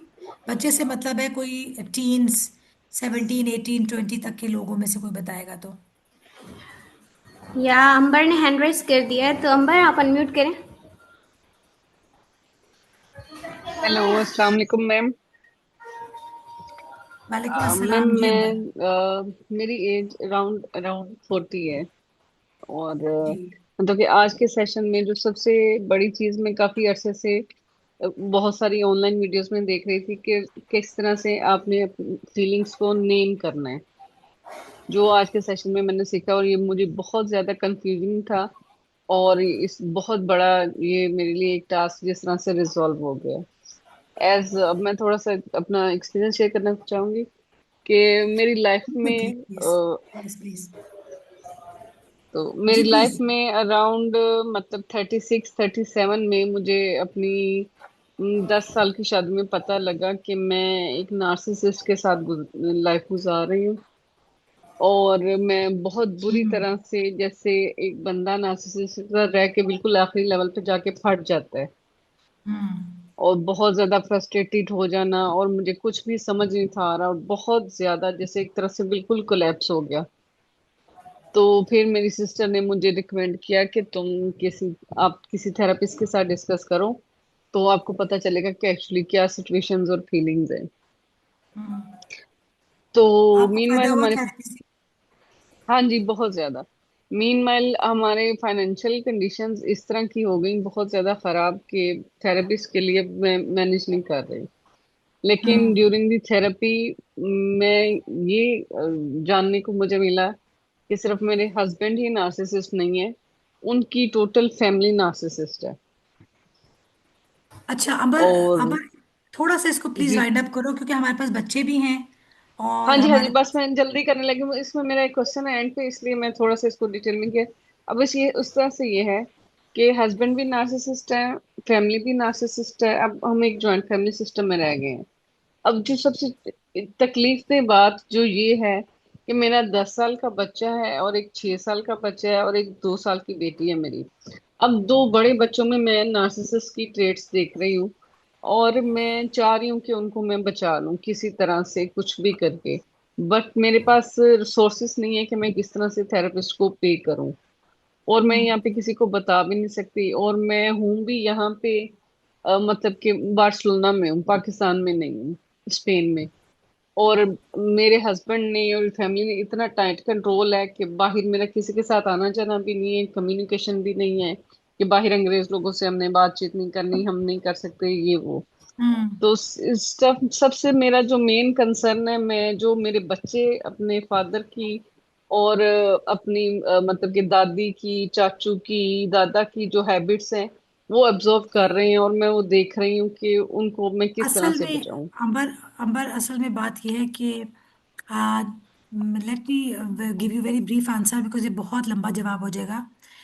नार्सिसिस्ट लोगों के साथ रहने की कोई एज सच अब तक तो लोगों के रिसर्च और साइकोलॉजिस्ट का जो कहना है वो यही है कि इट्स वेरी डिफिकल्ट। आप नहीं बदल सकते उनको क्योंकि आप जोर वहां पे उनको लगाते नहीं, हैं ये जहाँ पे मैंने आप बदल नोटिस कर सकते लिया कि मैं उनको नहीं चेंज कर सकती। बट मेरा हैं। आप उनको नहीं चेंज कर सकती हो अंबर। अब हमें इसको ये सेशन जो है ये स्पेसिफिकली और एंड पे चला जाएगा क्योंकि हमारा इस पे जो फोकस है ना इंशाल्लाह हम करेंगे आगे चल के। खदीजा हफ्सा आप लोग ये चीज़ नोटिस कर लेंगे हम फिर एक अलग से सेशन करेंगे सिर्फ खवातीन के लिए भी करेंगे इंशाल्लाह। और हम एक जी जी कपल्स इंशाल्लाह। के लिए भी करेंगे सेशन जिसमें हम फिर इन्हीं से रिलेटेड चीज़ों पे बात करेंगे। आप we I totally understand number आप किस मुश्किल सूरत हाल से गुजर रही हैं। सबके आपके लिए बहुत सी दुआएं इंशाल्लाह। बट नार्सिसिस्ट के साथ मैं आपको बता दूं कि बहुत चांसेस लो होते हैं कि आप कोई चेंजेस ला सकते हैं उनकी ज़िंदगी में या अपनी ज़िंदगी में। इसमें यूजुअली आपको जान ही छुड़ानी पड़ती है अनफॉर्चुनेटली। मैं ये नहीं कह रही कि अभी आप फौरी कोई डिसीजन लें बट अपने आप पे काम करें अपने आप को मजबूत करें और अपने बच्चों की कैरेक्टर बिल्डिंग पे काम करें। तो इंशाल्लाह कहीं ना कहीं अभी वो छोटे हैं अभी आप उन पे काम कर सकती हैं अभी आपके पास टाइम है to invest on their personality. वो थोड़े और बड़े हो जाएंगे तो मुश्किल और ज़्यादा हो जाएगी। Next please. हमने बात ये पूछी थी कि आज के सेशन को कैसे हम वाइंड अप करेंगे कौन इसको रैप अप करेगा। कोई ओके। जी। जी जी। अरिका ने 100 किया था लेकिन वो ना डिस्कनेक्ट हो गई। ओके सब हुई, आप अनम्यूट करें। हाँ जी, अस्सलाम वालेकुम। एक्चुअली जो मेन आज का टॉपिक था उसके अंदर जो मेरा की पॉइंट ये था कि हम अपनी जो है ना अंदर की दुनिया को जो है वो बेहतर बना सकते हैं, और अगर हम उस पर काम कर लेना तो बाहर की दुनिया जो है ना वो ऑटोमेटिकली आपकी काफ़ी हद तक ना बेहतर हो जाती है। उसके अंदर एक पॉइंट हमने ये सीखा कि ईक्यू क्या होता है, बेसिकली इमोशनल इंटेलिजेंस क्या चीज़ है और हम इसको कैसे इम्प्रूव कर सकते हैं। दूसरा हमने जो है वो ये चीज सीखी है कि रेगुलेशन कैसे हम कर सकते हैं अपने इमोशंस की प्रॉपरली। तो जी और हमने दो बड़े इंपॉर्टेंट टूल्स सीखे हैं थैंक यू सो मच सबोही। हमने बहुत इंपॉर्टेंट दो टूल्स सीखे हैं जिनको हमने अब अप्लाई करना है अपने अपने और डेली लाइफ में अपने बच्चों को सिखाइए ये चीज़ें क्योंकि हमें unfortunately school college university level पे नहीं सिखाई जाती हालांकि ये आपके प्राइमरी सिलेबस का हिस्सा होना चाहिए। आई बिलीव ये सारे टूल्स और techniques mental health should be a part of syllabus now. But unfortunately अब हम जो भी जहाँ पे भी जितना भी रोल प्ले कर सकते हैं हम उसको करेंगे। किसी का और कोई क्वेश्चन है तो we have 7 minutes to close. Thank you so much आप लोगों ने बात को समझा भी और आप लोगों ने चीज़ों को नोट किया। खदीजा किसी का कोई इंपॉर्टेंट क्वेश्चन जो चैट में आया और मिस हो गया हो हमसे। ओके। अगर किसी का क्वेश्चन है तो आप हैंड राइज भी कर सकते हैं, मैं आपको अनम्यूट भी कर दूंगी। अदरवाइज आप चैट में ड्रॉप करें अपना क्वेश्चन, मैं रीड करके बताती हूँ मैम को।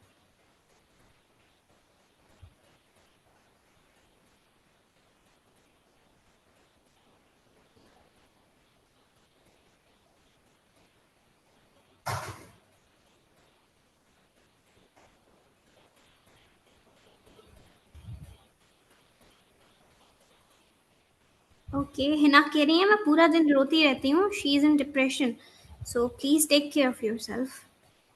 इसके लिए हिना देखो डिप्रेशन जी। इट इटसेल्फ इज क्या कहते हैं इसे देखो इस सेशन आपको हेल्प तो कर सकते हैं बट आपको 1 to 1 सेशन काउंसलिंग की ज़रूरत होती है ट्राई टू अंडरस्टैंड। जैसे जब तक हम 1 to 1 के उस पर नहीं जाएंगे हम बहुत सी चीज़ों को इस ओवरऑल सेशन में कवर नहीं कर सकते।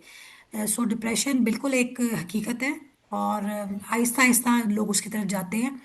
किसी ने क्वेश्चन किया जो भैया अभी नजर से गुजरा है कि 5 सेंसेस वाला क्या था, वो मैंने आपको ग्राउंडिंग टेक्निक, मैंने इससे नाम भी बताया था ताकि आप इसको बाद में सर्च कर सकें। इसे ग्राउंडिंग टेक्निक बोलते हैं। 5 4 3 2 1 का मतलब ये है कि हम अपनी पांचों सेंसेस को वन बाय वन यूज करते हैं। 5 चीजें जो आप देख सकते हैं, 4 चीजें जो आप सुन रहे हैं, 4 आवाजें, फिर इसी तरह 3 चीजें आप टच कर लें। तो आप अपने पांचों सेंसेस को द मोमेंट आप यूज करते हैं तो आप उसको पांचों सेंसेस को यूज करते हो, आप प्रेजेंट मोमेंट में आ जाते हैं और आपका पैनिक कंट्रोल हो जाता है। अब मैं आप लोगों को पढ़ रही हूँ, कोई रिकॉर्डिंग का पूछ रहा है, कोई सोशल मीडिया का हैंडल पूछ रहा है। जी, आप सानिया उसमें पूछ रही हैं कि ma'am, I am sorry, Sania पूछ रही हैं कि अपना पैशन कैसे आइडेंटिफाई करें। पैशन, अच्छा जी। पैशन कैसे आइडेंटिफाई करें? अपनी वैल्यूज वाली एक्सरसाइज कीजिए, आपको क्या पसंद है, क्या चीज़ इंपॉर्टेंट है, ये वाली एक्सरसाइज कीजिए आज घर बैठकर। और देखेंगे वो कौन सा काम है या वो कौन सी हॉबी है जिसको करते हुए आपको बहुत मजा आता है और वक्त गुजरने का पता ही नहीं चलता। वो कौन सा काम है? ठीक है, अब मुझे ये ना कहना रील्स देखने में नहीं पता चलता, बिकॉज वो काम तो नहीं है, वो तो डिस्ट्रक्शन है, डिस्टॉर्शन है वो तो, ठीक है।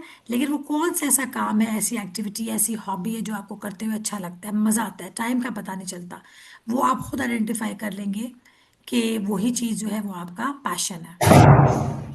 ओके, मैविश ने भी एक लॉन्ग टेक्स्ट किया, मैं वो पढ़ देती हूँ कि मैम मेरा इशू ये है कि मैं बैठे बैठे ओवर थिंकिंग पे कर ओवर थिंकिंग हो जाती है उनको, और ये बहुत ज़्यादा बार रहता है और पैनिक अटैक्स भी होते हैं, और किसी चीज़ में दिल दिमाग काम नहीं करता, बस खौफ रहता है।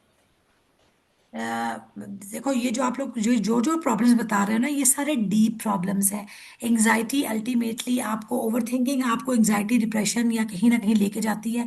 इसलिए थॉट्स को पहले ही उसमें लूप में कंट्रोल करना, जो कि हमने कल सीखा था, वो ज़रूरी है। इसमें अब मैंने अपना अभी शेयर किया इंस्टाग्राम का लिंक, 2 3 लोगों ने बीच में सोशल मीडिया का पूछा हुआ था। और इसी तरह आप लिंक्डइन पे भी ज्वाइन कर सकते हैं, अपना कमाओ का भी लिंक्डइन हैंडल है, और मेरा भी एरम जीशान के नाम से, ERAM जीशान, GEESHAN, आप लोग उसको ज्वाइन कर सकते हो। और हाइपर एक्टिव किड्स पे कैसे काम करें, हाइपर एक्टिव किड्स को इन्वॉल्व करना पड़ता है। उनको हैंड्स ऑन एक्टिविटीज़ करवानी पड़ेगी, मिट्टी से खेल रहे हैं, टॉय से खेल रहे हैं, चीज़ों के साथ खेल रहे हैं, ड्राइंग कर रहे हैं, इनको ये एक्टिविटी करवाएं। Draw your feelings, draw your emotions. बच्चे जब हाथ से काम करते हैं ना तो वो काम होते हैं, जितना वो स्क्रीन पर रहेंगे उतना वो हाइपर एक्टिव होंगे, simple. Okay, Mohammad Saqlain unmute होकर बात करना चाहते हैं, उनका कोई क्वेश्चन है, सो अनम्यूट करें मोहम्मद सकलैन। जी अस्सलाम वालेकुम। वालेकुम जी, अस्सलाम। वालेकुम अस्सलाम। अच्छा, मेरी वाइफ आपसे थोड़ा बात करनी है। जी, मैं शॉर्ट क्वेश्चन रखिएगा प्लीज। अस्सलाम वालेकुम। वालेकुम सलाम। मैं ओसीडी पेशेंट हूँ 5 साल से, तो आप मेरी कैसे हेल्प कर सकती हैं कि मैं उस ओसीडी से जान छुड़ा लूँ? ओवर थिंकिंग है, देखिए OCD बार है बार ये, हाथ धोती हूँ, हर मैं वक्त समझ गई हाथ हूँ आपकी, धोती हूँ। I know obsessive compulsive disorder. Again ये सारी बातें मेरी बहन, ये दे नीड 1 to 1 सपोर्ट। ये मैं इस सेशन पे बताने से, एक दफ़ा बताने से नहीं होंगी, आपको प्रॉपर काउंसलिंग सेशन लेने पड़ेंगे। क्योंकि OCD इट्स इट्स बहुत तकलीफ दे बीमारी है, और OCD का प्रॉब्लम ये है कि सिर्फ वो बंदा नहीं सफ़र करता, उसकी फैमिली भी सफ़र करती है। इसके पीछे रीजंस होती हैं, पुराने ट्रॉमास होते हैं, इसकी अपनी पूरी हम डायग्नोस करते हैं। उसके बाद छोटी छोटी टेक्निक्स हैं। फिलहाल आप ब्रीदिंग और टैपिंग जो आज सिखाई है मैंने आपको, इस पे काम कीजिए और कोशिश कीजिए कि आपके 1 to 1 सेशन किए जा सके।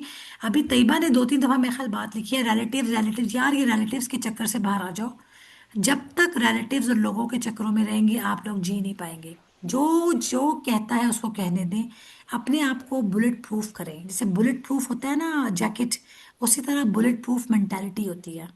कोई कुछ भी कहे ना, रिलेटिव्स ने आपको खाना खिलाना है, रिलेटिव्स ने आपको कपड़े देने हैं, ना रिलेटिव्स ने आपकी एजुकेशन को फाइनेंस करना है। तो उनकी राय मैटर क्यों करती है? ये हम इस लूप से बाहर क्यों नहीं आ रहे? जिसका जो दिल करता है वो कहे। जैसे ही आप बेपरवाह हो जाएंगे लोगों से, वैसे ही लोग आपके ऊपर बात करना कम कर देंगे। ये बड़ा सिंपल फॉर्मूला है, लेकिन हम अनफॉर्चुनेटली, क्योंकि हमारी ट्रेनिंग और हमारी प्राइमिंग हुई होती है कि हमें बचपन से ये सिखाया होता है लोग लोग लोग, तो हम हर वक्त लोगों के इंप्रेशन, उनके एक्सप्रेशंस, उनकी राय को देख के बड़े हो रहे होते हैं। तो मैं समझ सकती हूँ कि हमारे माशरे में इतना मुश्किल क्यों है। लेकिन प्लीज़ ये रिलेटिव्स के ट्रैप में से बाहर आइए। आप अपने अमाल के लिए खुद जवाबदेह हैं, इस दुनिया में भी और इसके बाद में भी। कोई हम ये गिला अल्लाह के आगे भी नहीं कर सकेंगे, अल्लाह पाक मेरे रिलेटिव्स बुरे थे। नो, ऐसा कुछ नहीं होने वाला। आपको अपनी जिंदगी की जिम्मेदारी खुद लेनी है। अच्छा, यहाँ पे किसी ने पूछा कि हम मेडिसिन के बगैर डिप्रेशन, एंजाइटी वगैरह को ट्रीट कर सकते हैं? लाइक ऑफ कोर्स, देखो, इस सेशन में हमने बात यही तो सीखा। बात यह है कि डिपेंड करता है। मैं आपको बताऊं, डिप्रेशन में सम टाइम इट डिपेंड्स कि आपका लेवल क्या है। मैं या साइकेट्रिस्ट नहीं हूँ, लेकिन आपके एक एक स्टेज पे यस हमें सपोर्ट चाहिए होती है मेडिसिन की। But medicine should not be the first step. First step should be therapy. First step should be therapy and support. कुछ केसेस में दोनों को पैरेलल लेके चलते हैं, थेरेपी प्लस मेडिसिन। डिपेंड करता है कि लेवल क्या है, और वो 1 मिनट की बात से नहीं पता चलता। उसके लिए हमें डीप थोड़ा सा एनालिसिस करना पड़ता है। सो मायूस फिर भी नहीं होना, परेशान फिर भी नहीं होना। अपने ऊपर काम रखना है और अल्लाह से दुआ करनी है। अल्लाह वसीले और रास्ते बना देता है इंशाल्लाह। ओके, सो आई बिलीव सबके थैंक यू। क्वेश्चंस क्लियर हो गए हैं, तो हमें सेशन इन करें मैम, कंक्लूड जी करना बिल्कुल। चाहिए। डीप ब्रीदिंग ओके, करें और खुश रहें और अल्लाह का शुक्र अदा करें। ब्लेसिंग्स की लिस्ट को लाजमी लिखें। करने वाले काम हम नहीं करते और वही क्वेश्चन हम बार बार अपने आप से दोहराते हैं। जो चीज़ें करने वाली हैं वो तो आज से करना शुरू करें। यस ऑफ कोर्स, एंड जज़ाकल्ला ma'am, thank you so much. Allah thank you पाक सो आपको जज़ाए मच। खैर अता फरमाए। हमने थैंक यू बहुत सो आज मच। बहुत इंपॉर्टेंट चीज़ें एक्सप्लोर की आज हमने फिज़िकली। मुझे बहुत पर्सनली मज़ा आया और सब ने बहुत इन्जॉय किया, और मैं कमेंट्स में भी देख रही हूँ हर कोई कह रहा है कि ऐसे सेशंस होने चाहिए ज़रूर, और सब बहुत इन्जॉय कर रहे हैं और सबको बहुत सपोर्ट मिल रही है। So thank you so much ma'am, and thank you so much. Thank you so much everyone. आप सबने अभी तक इंशाल्लाह ज्वाइन किया हुआ है। कल सो बात करते हैं। कल हमारा लास्ट सेशन होगा। सो जी ट्राई जी, टू ऑफ ज्वाइन। कोर्स। और या इंशाल्लाह। दो अनाउंसमेंट ये हैं कि हमारा कल जो है इस बूट कैंप का टीन वर्कशॉप का जो हमारा लास्ट क्लास होगा, वो हमारा सेम टाइमिंग पे जिस तरह 8 बजे शुरू होता है वो रात को होगा, और हमारा दिन को 11 बजे इट्स डिजिटल मार्केटिंग पर हमारा एक वेबिनार होने वाला है।